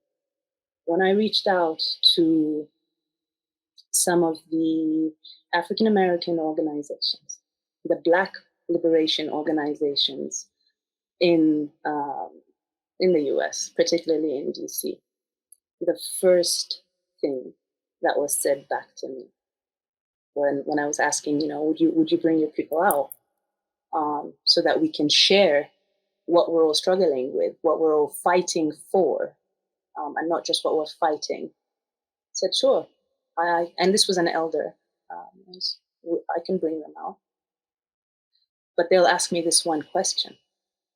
When you all are fighting on the continent and we show up, what are you all doing when we're being killed in our beds or we're being shot while we're running?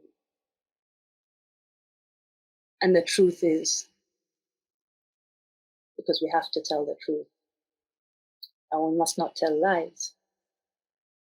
The truth is, we have been collectively traumatized into survival mode.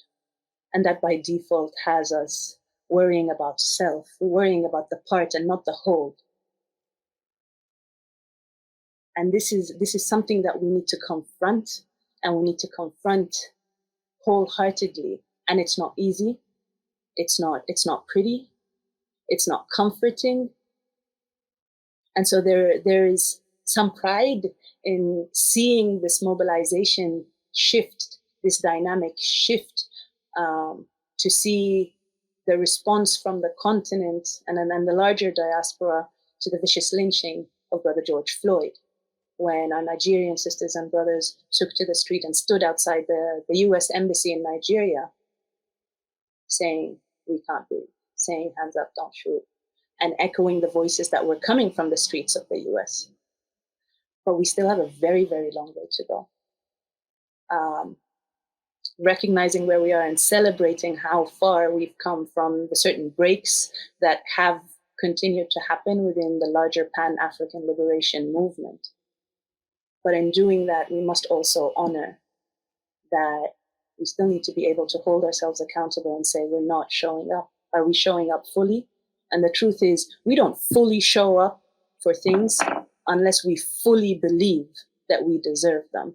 And on some level, and this is the healing we're talking about, because seeking justice is a healing journey, and no one has the right to tell us how we heal. Mm. Part of that healing journey is recognizing that some of us don't even deserve, we deserve to be free. Repeat that last statement again. Some of us don't even feel that we deserve to be free. So we won't show up for our freedom. We won't show up for our freedom. We won't show up for our fight. We won't show up for our life. We'll start poking holes in our own realities. They're not even stories. We'll start poking holes in our own truths. You are seeing the youth out on the streets in Sudan, and you're still questioning that that's going to go somewhere. You're the one, you're waging these lies that we've internalized against your own people who are sacrificing their entire lives and still continue to go out on the streets to fight for you and for me. Because what's happening on Sudan, don't believe what's happening, what they're saying in the media. What's happening in Sudan is not just about Sudan. And it's not just about Africa. It's not just about Sudanese. This is about all of us. This is about finally recognizing and finally understanding what it means to wake up to who we truly are. To recognize that we deserve this. This is our destiny. This is what our ancestors have carved on walls well before any of this happened. Yeah.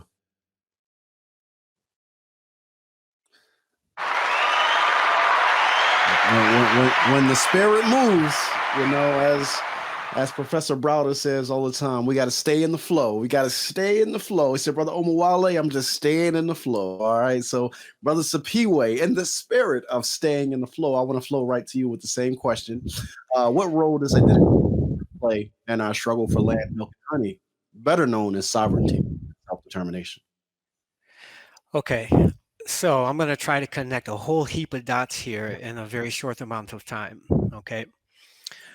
First of all, we need to understand that we're talking about Amilcar Cabral in his meeting talking to Black people in the United States. And I'm going to use the term New African to refer to Black people in the United States with the understanding that these are African people coming from various territories in Africa with specific identities, like Jola, like Bamileke, like Balanta, like Mandinka, like Fula. And that as a result of being captured as prisoners of war, trafficked against their will to the Americas, and right now we're talking about the United States, they were subject to a dehumanizing process that results in what is called the crime of ethnocide, meaning they lost knowledge in connection to their natural ancestral identities. Okay, so that's the beginning of a new chapter in the heritage of these people that we call New African. We say New African because they are African people living away from the African continent who have a different, or who have acquired a different genetic reality because of this experience and their admixture with Native Americans and Europeans. So they are, for the first time in history, we have an African people with a kind of, for lack of a better term, a unique set of genetic makeup. And as a result of their experience over 6, 7, 8 or more generations, right, there's a collective experience that we have that we call heritage. And it is heritage, right, the collective experiences over time that are the natural process for creating nations. Okay. And we are in the process of trying to repair our identities or establish exactly what they are. It's an ongoing process.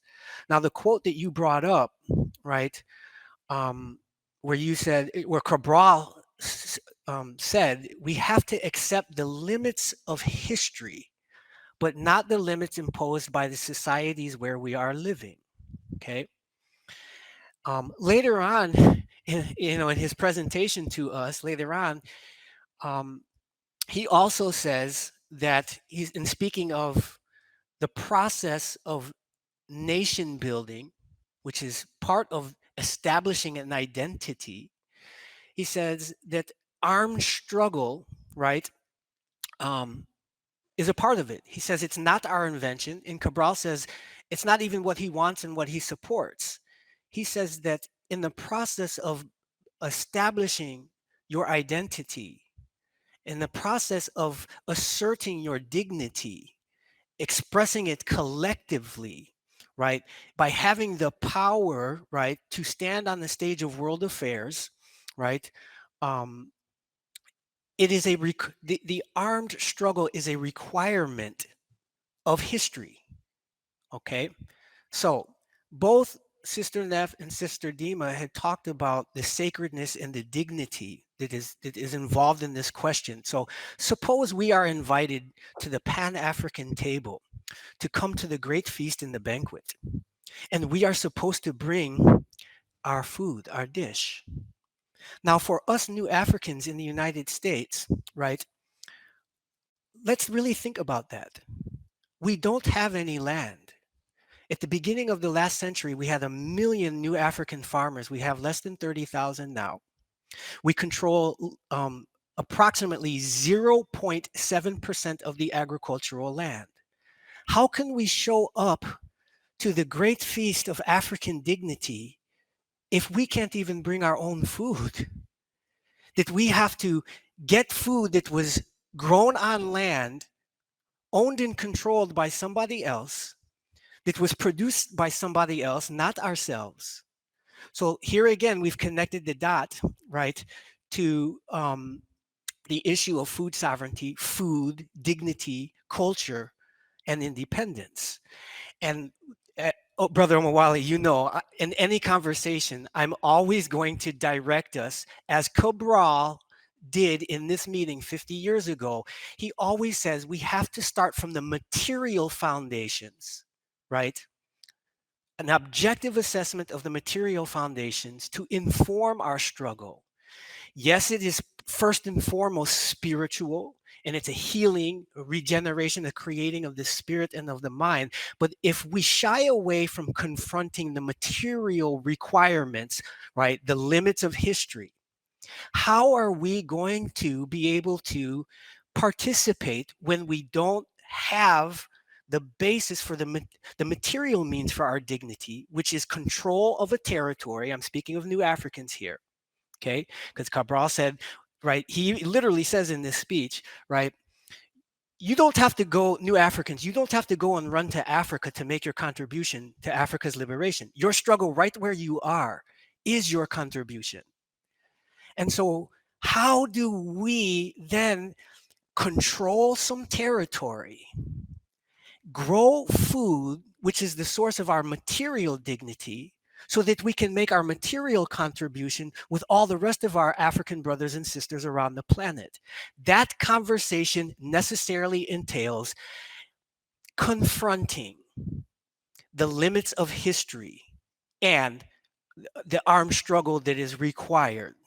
And I think that that's a conversation that we are ducking and diving, that I hope that revisiting this conversation with Cabral will inspire us to have the courage to say that part of us being powerful creators of our ancestors, while we talk about the politics, the economics, the agricultural, the spiritual, right, we also have to take responsibility for the military. Woo! Brother Sapiwe, you did not disappoint with that response. Listen, we're gonna stay in a flow. I'm gonna go right to my sister Neff to round us out with this one right now. I know she's gonna bring the power. So, Neff, you know what the question is what role does identity and culture play in our struggle for land, milk, and honey, better known as sovereignty and self-determination?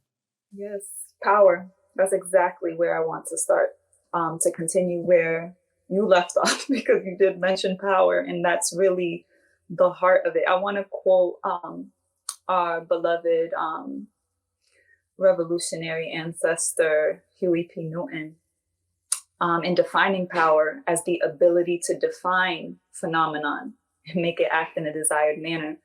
And when it comes to the question of identity, the power is in our definition of who we are, of what we are. And the material, it's the reality of where we're continuing from, with the material reality being a part of the spirituality. It's the wholeness, right? Because we're constantly being pulled apart, either or. It's either spiritual or it's material. And the reality that it's both and.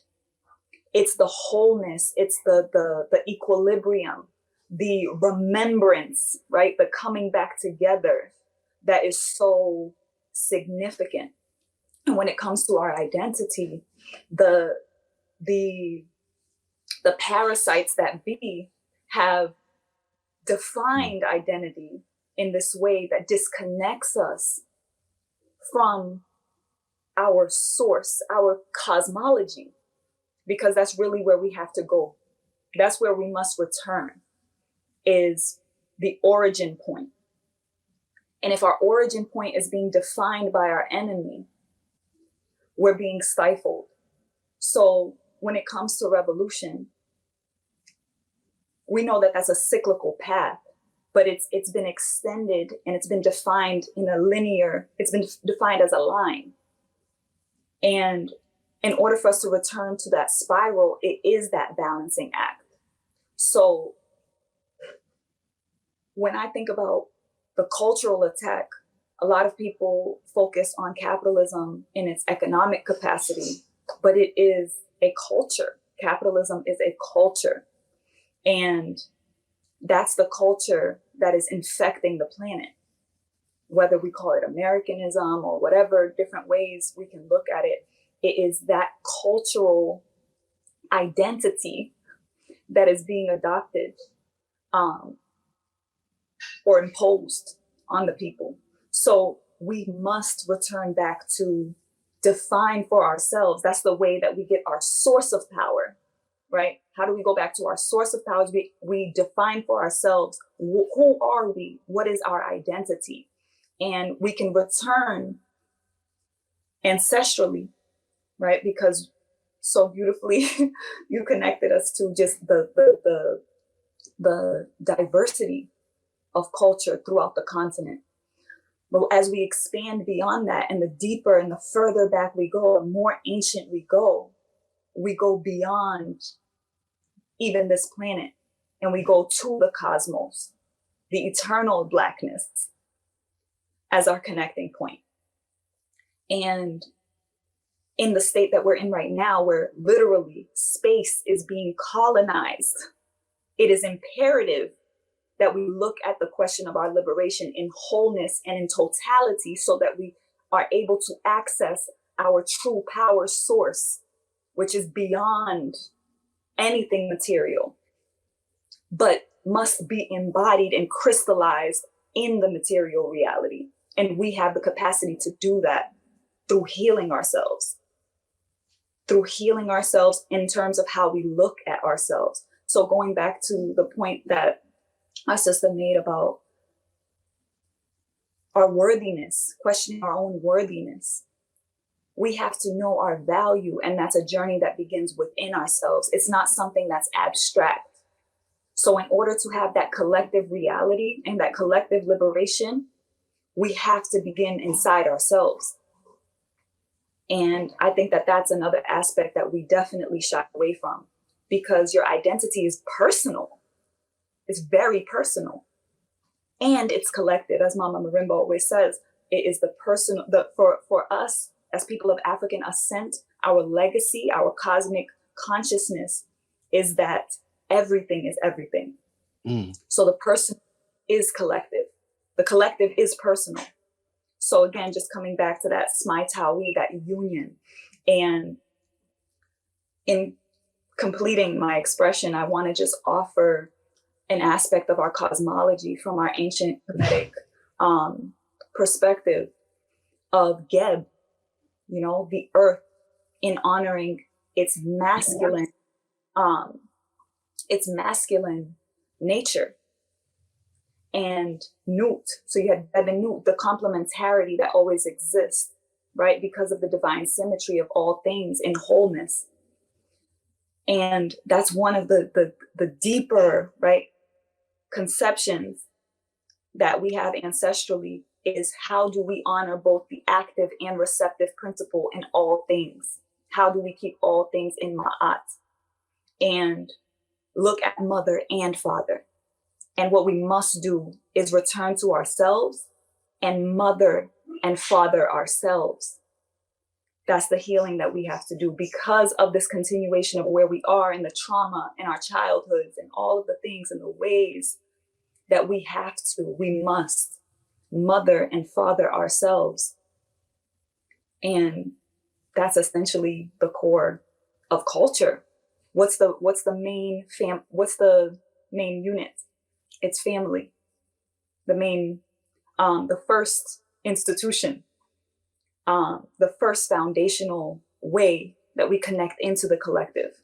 Individuals are in families. Families are in communities. So I'll leave it at that. All right.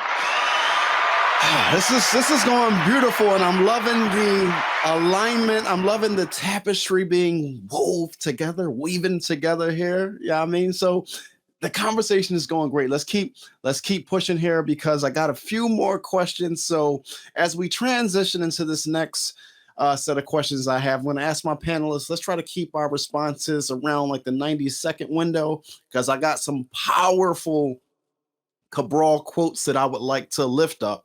So in the spirit of that, where I would like to transition to is the current state of the anti-imperialist and anti-colonial struggle. And in order to ask my question, what I would first like to do is lift another quote from Cabral's remarks from October the 20th, 1972. So this is what Cabral says. He says, "Many people lose energy and effort and make sacrifices combating shadows. We have to combat the material reality that produces the shadow. If we cannot change the light, he says, if we cannot change the light, that is one cause of the shadow, we can at least change the body. It is important to avoid confusion between the shadow and the body that projects the shadow. We are encouraged by the fact that each day more of our people here and in Africa realize this reality. This reinforces our confidence in our final victory. So my question for you all, based on that quote, is what are some of the shadows we are combating today? And Sister Dima, I'm going to start with you.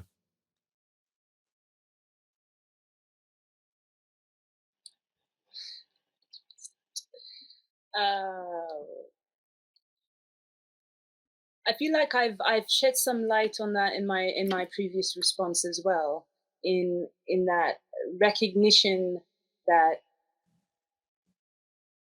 some of us altogether just don't feel or recognize that we are worthy of this liberation, or that we are able and capable to be fully sovereign. This is why the conversation is more about food security and not food sovereignty.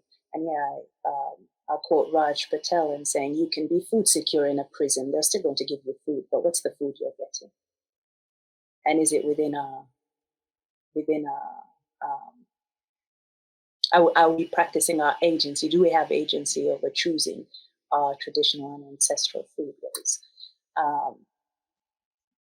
But there's so many shadows, and again, it goes back to how we have been collectively traumatized into survival mode. It's where and why we see so many of the silos in these Black liberation movements, whether in the diaspora or on the continent. It also goes into buying into the narrative that Africa is limited to the physical geographical mass that is the African continent, when in reality, Africa is Africa and all her children everywhere. And some of her children may not claim her. Some of her children may reject her, but she claims each and every one of us. And I'm speaking of that from a personal experience, because this is a journey that I've personally had to take. Because while I was raised on the continent, I was raised in Egypt. I was raised as an Arab Muslim girl in that order. Africa didn't come through until I personally started seeking her. And so there's some work to be done there. And these are some of the shadows that we really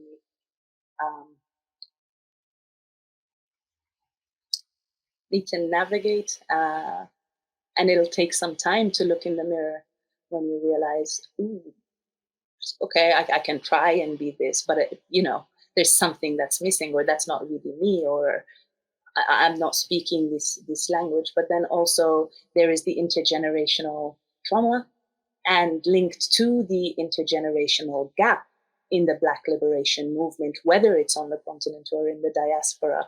And again, as much as I can, I try to be conscious not to make that separation, continental or diaspora and African, because ultimately that's not our doing.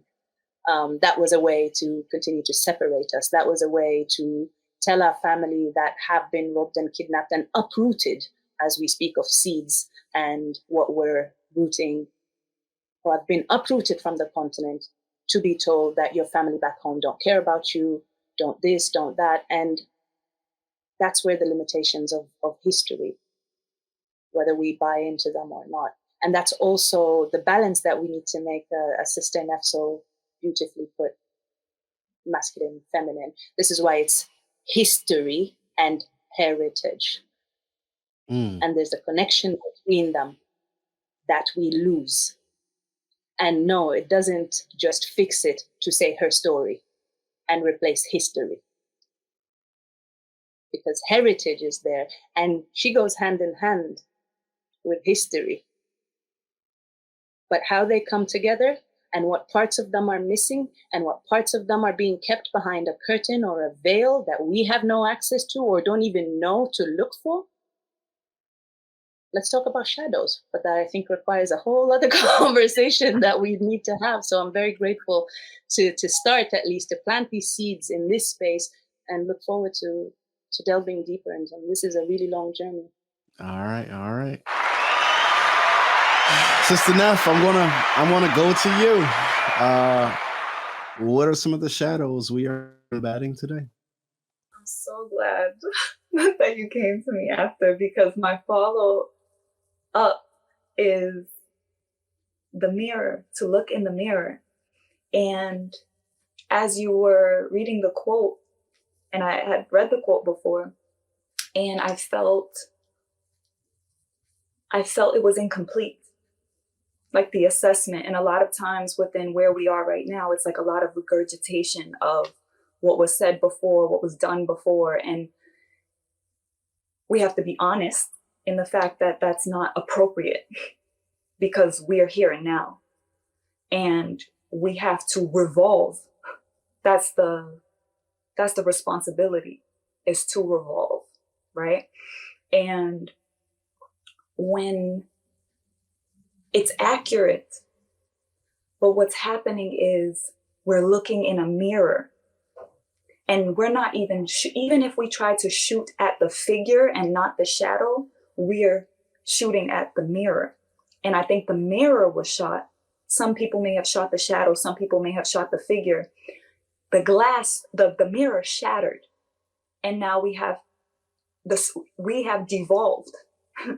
We have devolved, and everyone is, I shouldn't say everyone, many are not looking at the original figure that was reflected and continues to be reflected in fragmented pieces, but now looking at all the different pieces of the mirror and focusing on those individual pieces, representation.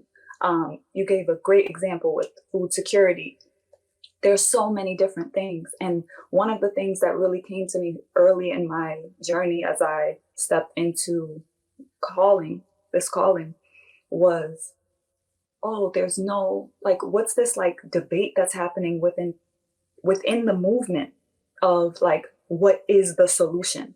And it's like, no, this is the solution. No, we need to do this. And this is the solution. And this is the solution. When it's all, there's so many problems. We need all those solutions. But that to me is the embodiment of this analogy of the shattered mirror. And when we look at the actual figure and its actual shadow, and we return to our definition and our cosmology, our original nature, when we return to our original nature, there's a deep knowing that everything starts in spirit and then takes form in flesh. So when we go to the root, right? I love to look at nature for our example. You can cut the tree at the trunk. And if anyone's seen that before, it'll literally let out 30 new trees from that root. We have to uproot it. And what we haven't done yet, because we haven't let go of our attachments to religions, to ideas, to things, material things, belief, all of that is the shadow. That's not the root. So it is essential, right? Even when we think of the material reality, we must fight. We must fight, and fight hard, as we began with. But do you show up to the front lines, missing limbs, blind? What is the state and condition in which you fight for? Are you fighting to win? Because if you're fighting to win, you have to be prepared for battle. And that's what the healing work is. To show up strong. Because it's a multi-dimensional battle. We are at war spiritually, currently, right now. All the forces that even try to intervene in this connection that is happening right now. And we have to believe, we have to know the reality of the ethers, of the spirit, that science, the same way we know that Wi-Fi is flowing through this room. Mm. And we don't see that. So I'll just leave it at that for the sake of the 90 seconds. So,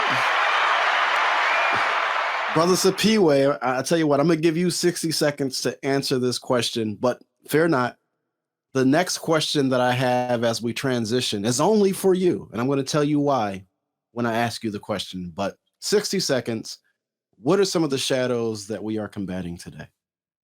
All right, we're going to see how a demonstration of discipline here. Amilcar Cabral said to us on October 20th, we have to combat the material reality that produces the shadow. And Cabral is someone who successfully, right, waged war and won against material forces.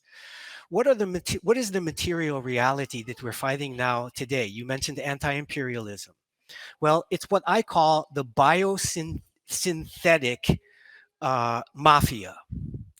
That is 10 corporations, right? 10 corporations control 55% of the global pharmaceutical market. 10 corporations control 67% of the global seed market. 10 corporations control 89% of the agrochemical market. 10 corporations control 26% of the global food and beverage processors. 10 corporations control 40% of global grocery retail. 10 corporations control 66% of the global biotech market. And 10 corporations control 63% of the animal pharma market. So these 10 corporations are controlling the world because they have integrated all of these different fields, right, that determine our material resistance, whether it's food, whether it's medicine, right? They have the lion's share. And it's 8 people, right, that have more than 50% of the world's wealth concentrated. So if we want to apply what Cabral was teaching us, that yes, we understand this, at least some of us, definitely 2 of our distinguished panelists here, right, understand the spiritual foundation and dimension of this. Cabral was leading us to say it's important, if you actually want to win on a war, right, in the earthly reality, that you have to be clear, right, about who are the anti-imperialists and who you're fighting. So to wrap that up, we have to spend more time in identifying, okay, these 10 corporations, who works there? How are we applying pressure to tell those people, stop working there? We have to, if you don't work there, these corporations can't continue to do what they're doing. So you have to boycott, you have to put pressure on the people that work there, if that's possible. If we're talking about an actual fight, right, material, right, either you're going to infiltrate these organizations and try to reform them to do better, to try to get them from genetically modified, which is not in their interest, to what we say organic. So either you're going to take a reform path, or you're going to start focusing on how to destroy these systems. And I don't see where the there are pockets of anti-imperialism all over this planet, but the how to destroy these systems may be the direction we need to go. So I'll leave it at that. That was a fantastic 60 seconds. That was a cosmic 60 seconds. I don't know if y'all caught that, but in the cosmos, the ancestors were counting. So I appreciate that, Brother Sapiwe. And Brother Sapiwe, I want to stay right here with you with this, where I'm transitioning into the need for a revival of Pan-African nationalism and a revival of Pan-African organizing. And this question is for you, because it was you who reached out to me to let me know that this is a significant moment that we need to remember, that we need to commemorate, so that out of this, we can bring clarity to the discussion and advance things forward in unity. You were sincere about bridging the gap and bringing us together. And you chose our platform as the vessel or the vehicle, the conduit, to express this energy to our people. So I thank you for that. So, in fairness to you, I want to give you a question that is just for you. And I'm going to start with a quote. The quote again comes from Cabral's remarks on October the 20th, 1972. This is what he says. He says, "Some people tell us our struggle is the same as that of the Vietnamese people. It is similar, but it is not the same. The Vietnamese are a people that hundreds of years ago fought against foreign invaders like a nation. We are now forging our nation in the struggle. 10 years ago, we were Fulla, Menjak, Mendika, Balante, People, and others. Now we are a nation of Ghanaians." Here's my question for you, brother. And it's packed, it's loaded. You ready? Here's the Yes. question. It says, what is the role of nationalism in the struggle for liberation?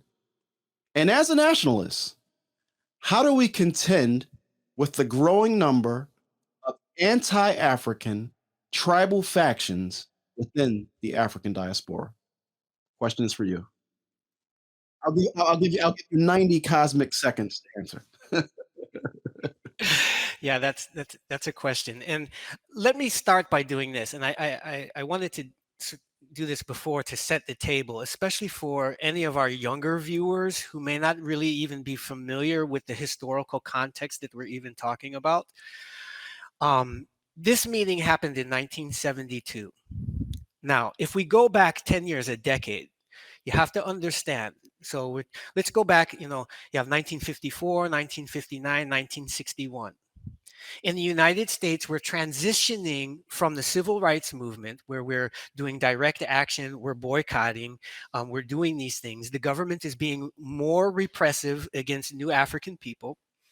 And a faction of the civil rights movement starts to do an analysis and said we need to escalate our struggle for our own dignity to be expressed in the form of creating a nation for ourselves, in the same way that people on the African continent were escalating their struggles. The early 1950s, you have Mau Mau, you have the Pijigiti massacre in Guinea-Bissau, which is what provoked Amilcar Cabral and his comrades to escalate from a political struggle to an armed struggle for what?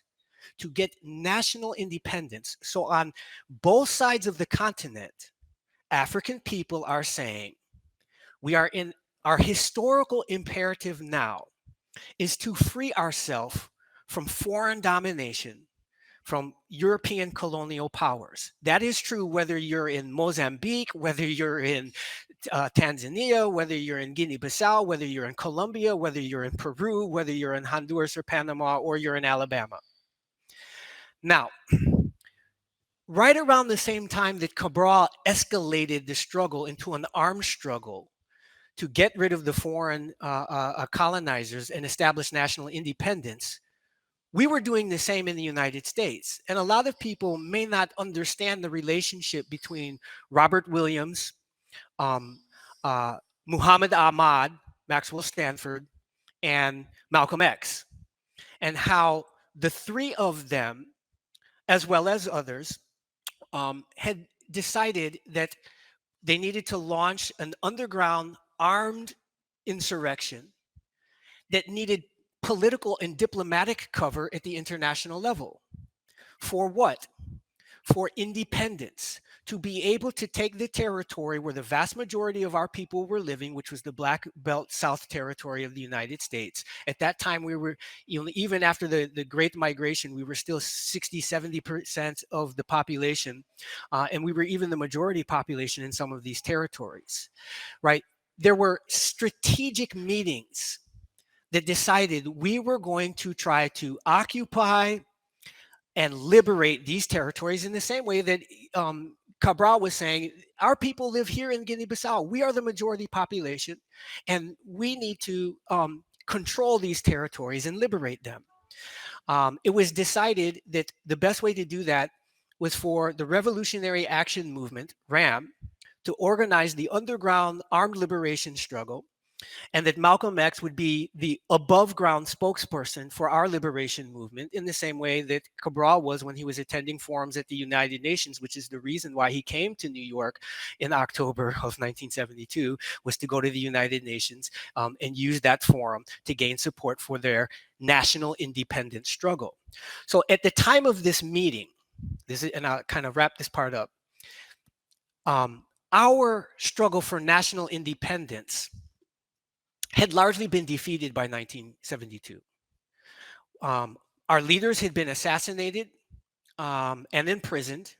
There was an official but clandestine government program, COINTELPRO, as well as the National Security Council Memorandum 46, that literally said that our exercising our right to self-determination and forming independence so that we could have the human dignity and sit alongside the other peoples of the planet, right, with our own machinery of state, controlling our own natural resources, was the #1 national security issue of the United States. And so all of the government forces were used to prevent that. And they were largely successful. They murdered Fred Hampton. They disrupted all of our nationalist organizations. So by 1972, our liberation movement was largely demoralized. At the time that Cabral came, which was on the eve of their victory. So it's a unique moment in history where you have two Black liberation movements, two African liberation movements in the midst of armed struggle. One that is, for lack of a better word, losing, and one that is winning. One that achieves independence and one that doesn't.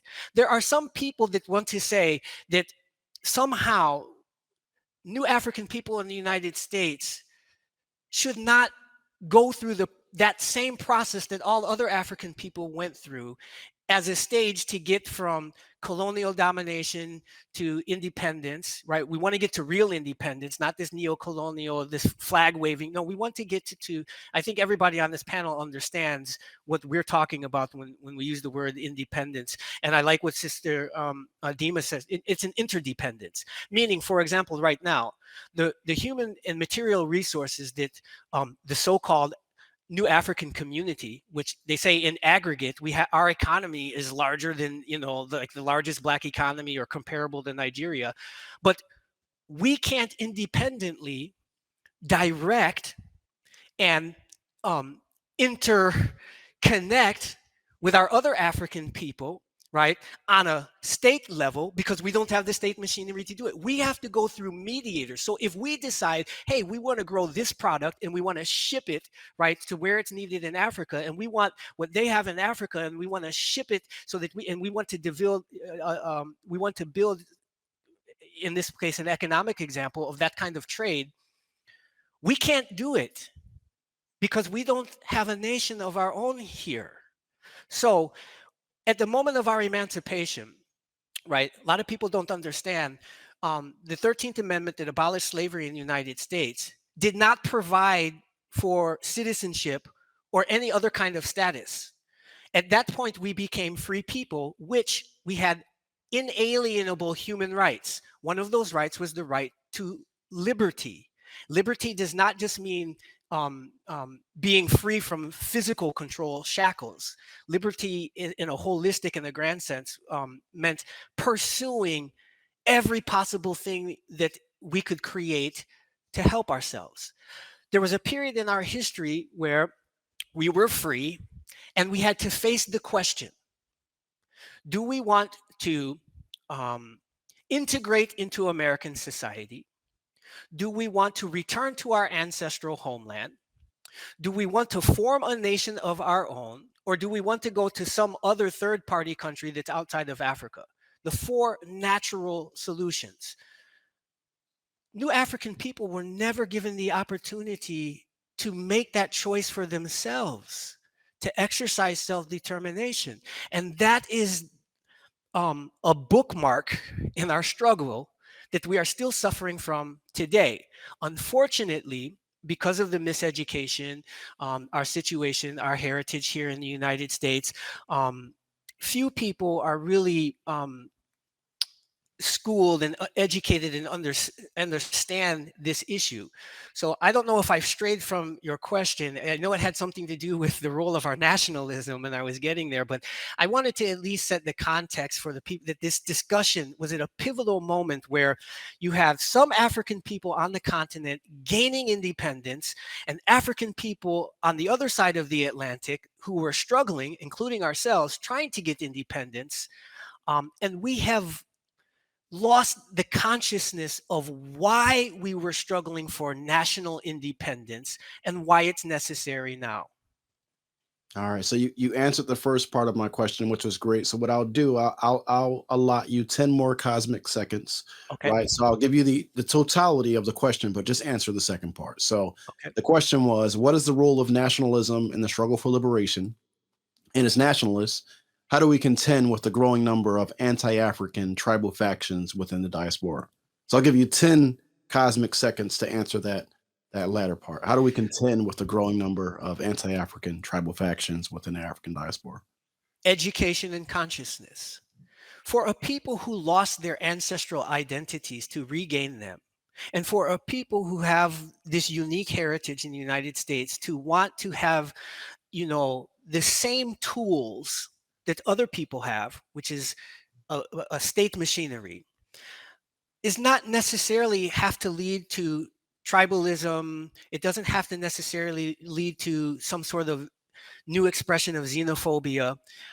It can be a positive thing, right? Whereby we now have a power that we didn't have, that we can use to help Pan-African struggles, to help the interconnection, because we have a new tool in our toolkit. For those people out there who are this anti-Pan-African, who don't have this level of consciousness, then we enter the arenas of intellectual combat and debate. And if we have truth and right and justiceness on our side, and clearly we have eloquent speakers who can articulate all forms of this, then in terms of raising the consciousness of the public, we have to trust that truth, Pan-African unity, the spirit of that, will prevail against those who may not yet see it. Woo! All right. Brother Sapiwe, you really just brought the heat with that one, man. I don't know what it is about those cosmic seconds, but I think they have the ability to extract, some of that ether, that power that we need for moments like this, brother. So I appreciate you. So I want to transition here. We're wrapping up. We're bringing this thing to an end.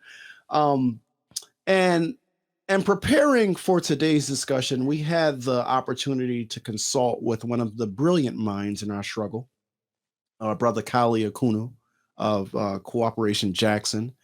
And in that consultation that we had with him as a collective, he said that it was important for us to use this as an opportunity to strengthen the ties and bridge the gap between the movement here in the US and our brothers and sisters who are still fighting for liberation on the continent. So I have a quote from Brother Kali that I lifted from our conversation. So y'all didn't know I was taking notes, but I was taking notes. And I'm going to read his quote, and then I want to ask this question to both Sister Dima and to Sister Neff. So the quote is as follows. He says, "We used to relate, we, meaning African people in America and African people on the continent, we used to relate political party to political party.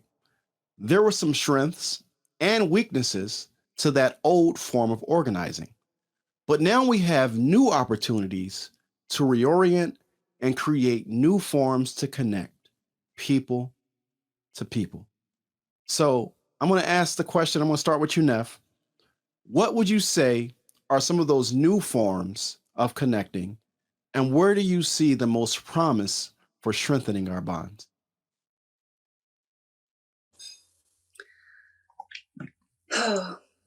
Okay. The new ways, I want to emphasize that they're new, NU, right? Returning to the primordial waters of new. There's nothing, I love this quote from Octavia Butler. There's nothing new under the sun, but there are new suns. I know that the cosmos, our galaxy, is the most magnificent model that we have. And that's rippling all the way from that macrocosm into the microcosm of the nature of our cells and how they organize and how they function. We have the most promise in returning to nature, period. Nature has infinite models of how to heal, how to connect, how to do anything we need to do, how to create. And I see the most promise in the creative class, in our liberation. The ancestors have communicated to me time and time again that creativity will give me success where others have failed. And we are all creative beings. We know that that's our birthright. We know that that is the power that we have. But many don't see that as a militant opportunity, as a weapon. And I think because we've really rooted ourselves in the totality of both our physical reality and our unseen reality, that really is what fuses it all together. Because although we know in a solar system, in a galaxy, and we have these names, these words that we use, I think that telepathy as a new or returned form of language and connection and communication is also a space with great potential for us in this moment. All right. Appreciate that. Sister Dima, I'm going to go to you with the same question. What would you say are some of those new forms, and where do you see the most promise for strengthening our bonds? And when I say new forms, I mean new forms of us connecting people to people. This spaces like these, while fully conscious that oppressors' tools are not going to be used for our liberation, will not lead to our liberation. They can still be leveraged. They can still be weaponized.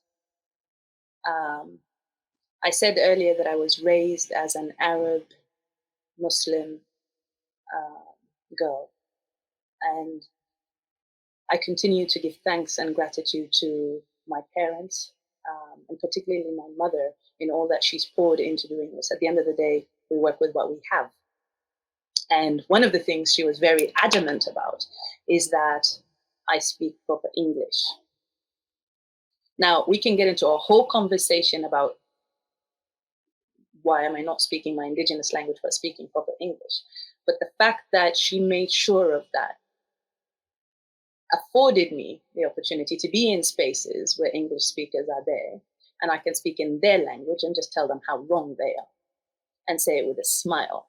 Because however much they want to judge me, they're too struck by the truth, by the reality. So these spaces here can be leveraged, can be used really adequately to connect us, and more intentionally. And here we go into the intention of how we're doing it. Other new ways is recognizing that there's not just one way to fight. There's not just one way to resist, because resistance is love, liberation is love, food is love, and how we love is different. But they all lead to the elimination and the eradication of contradictions and fear, because the two can't exist in the same space. Love and fear, they can't coexist. One must overpower the other until the other is out of the way. And these forms of love that we are seeing people come through, our own people from around the world, while not being actively in a political party, will draw a mural, will sing a wonderful song, will beat the drums of solidarity from Malcolm X Park in DC to every city and village on the continent and her diaspora. these new forms, these rejections of that there's only one way to fight is something that I'm seeing more of.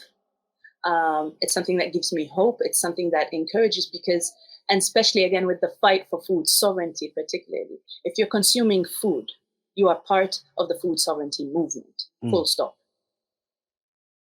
It doesn't matter if you're not farming your own food, if you're not planting your own seeds, but if you are consuming food, you are part of the food sovereignty movement. But that's another new thing that's coming through is how do we define movement? And then it goes back to what are we fighting versus what are we fighting for? And I think this links to what I feel that this links to what Brother Sapiwe was saying in that that split or that in that speech that Amilcar was giving, we were all at different points of our liberation, of our fight for liberation or our fight for independence. But again, we were all conditioned to look at that smaller cycle, that smaller frame, and it goes into the individual and the collective.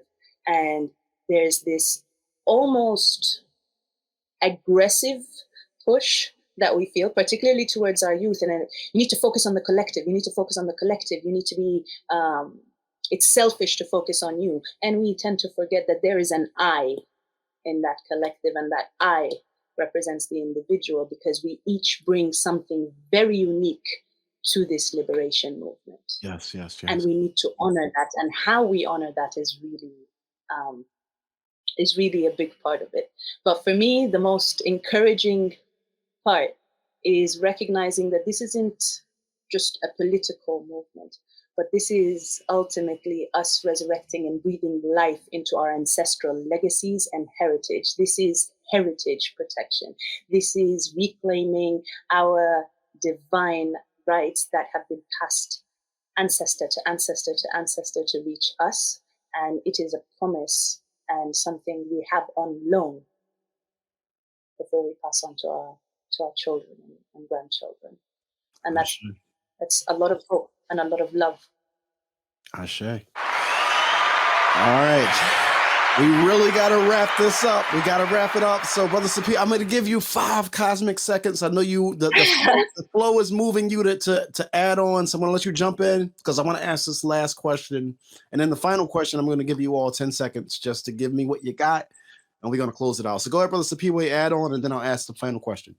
Yeah, actually, I just wanted to call attention to there's actually an observable phenomenon of what Sister Dima just said about the ancestral reconnection, which is the fact that as a result of new technology, new DNA testing, for the first time in history, you have almost 1 million people in the United States have taken the African ancestry DNA test and identified not just a region, I come from West Africa or Central Africa. They've actually identified, what people they come from. And so, especially since 2019 with Ghana's, year of return, but since then, we are actually observing a phenomena of a new kind of connection, which are these people who are going to Africa with a specific intention of going to the people that their ancestors came from to learn that specific language, culture, and reconnect with the ancestors. So I just wanted to say that's at least one observable new way of people to people connecting that has nothing to do with political parties, as our esteemed brother Kali Okuno was mentioning. All right. Appreciate that. All right. So I want to transition to our final segment, and I really do want us to close this in 3 minutes or less, right? So we're going to go to closing remarks from Cabral, but I also want to get closing remarks from each of you, right? So, and Cabral's closing remarks during this historical visit to speak with Africans in America on October the 20th, 1972, he stated the following. He says, "I am not going to develop these things further. I think it is better if you ask questions. We are very happy to be with you, our brothers and sisters. I tell you frankly, although it might hurt my visit to the UN, each day I feel myself that if I did not have to do what I have to do in my country, maybe I would come here to join you and your revolution." So those were Cabral's closing remarks to the brothers and sisters on the continent, or those were Cabral's closing remarks to the brothers and sisters here in the United States. So I want each of you, what is the message that you want to be left in this moment with our people today? I want to give each of you 10 seconds to deliver that message, and we're going to close out. Brother Sapiwe, I'm going to start with you. Okay, so I'm going to use my final message is going to use Cabral's final message. He said, if we are brothers and sisters, we have to realize the responsibility and take clear position about our problems in order to see, right, if we are also comrades. We can be brothers and sisters, but we have to go beyond that relationship to clarify, do we have the same agenda and commitment to pursue it together as comrades? Because being a brother and sister and being a comrade are two separate things. So this is an important lesson, I think, because we're trying to find out who's who and how do we unify to achieve something as comrades. All right. Appreciate the discipline there. I appreciate the discipline there, my brother. All right. We're going to go to my sister, Neff. Closing remarks. What message would you like to see, to seed, right? That was not a slip. What message would you like to seed or water? There you go. The message I would love to seed is to return to the seed, the asili, the seed of the soul, and ask ourselves, why are we here? What are we of? And how do we materialize and make that real so that we can experience that collectively and connect through and from that soul space? And just the reminder that this is about the journey of the soul that we're experiencing. This is a sacred and beautiful gift that we've been given to incarnate and to be here in the flesh and to return to what that truly means. Ashe. Ashe. Sister Dima, last but certainly not least, we heard Cabral's closing remarks. What say you? What are your closing remarks that you would like to leave with our people today in commemorating this 50th anniversary of Cabral's visit to the U.S.? I'm so glad you said that last bit, because I want us to remember, and I want us to ask what remember means. What are you bringing back as a member of who you are, of who we are as a whole? What does this remembrance mean? And culture is a massive part of that. And so I too will incorporate a quote or some of the words of Cabral on culture and on the continued attack on our culture. He says, if imperialist domination has the vital need to practice cultural oppression, national liberation is necessarily an act of culture. Remember and ask more questions. And this is something I'm very happy that you said earlier, is I always say, ask more questions. Ask more questions, because the questions we ask connect us far more than the answers we seek. So in closing, something else I would love for you to remember, that however big you think you are, whoever you are watching this, however big you think you are, Africa is bigger. And Africa with a K, to emphasize the kinship between all our children. Thank you. Ashe. All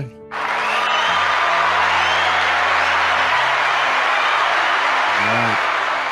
Sister Dima, Sister Neff, Brother Sapiwe, I want to thank you all for joining us today in conversation to commemorate this 50th anniversary of Cabral's visit to the African family here in the United States of America.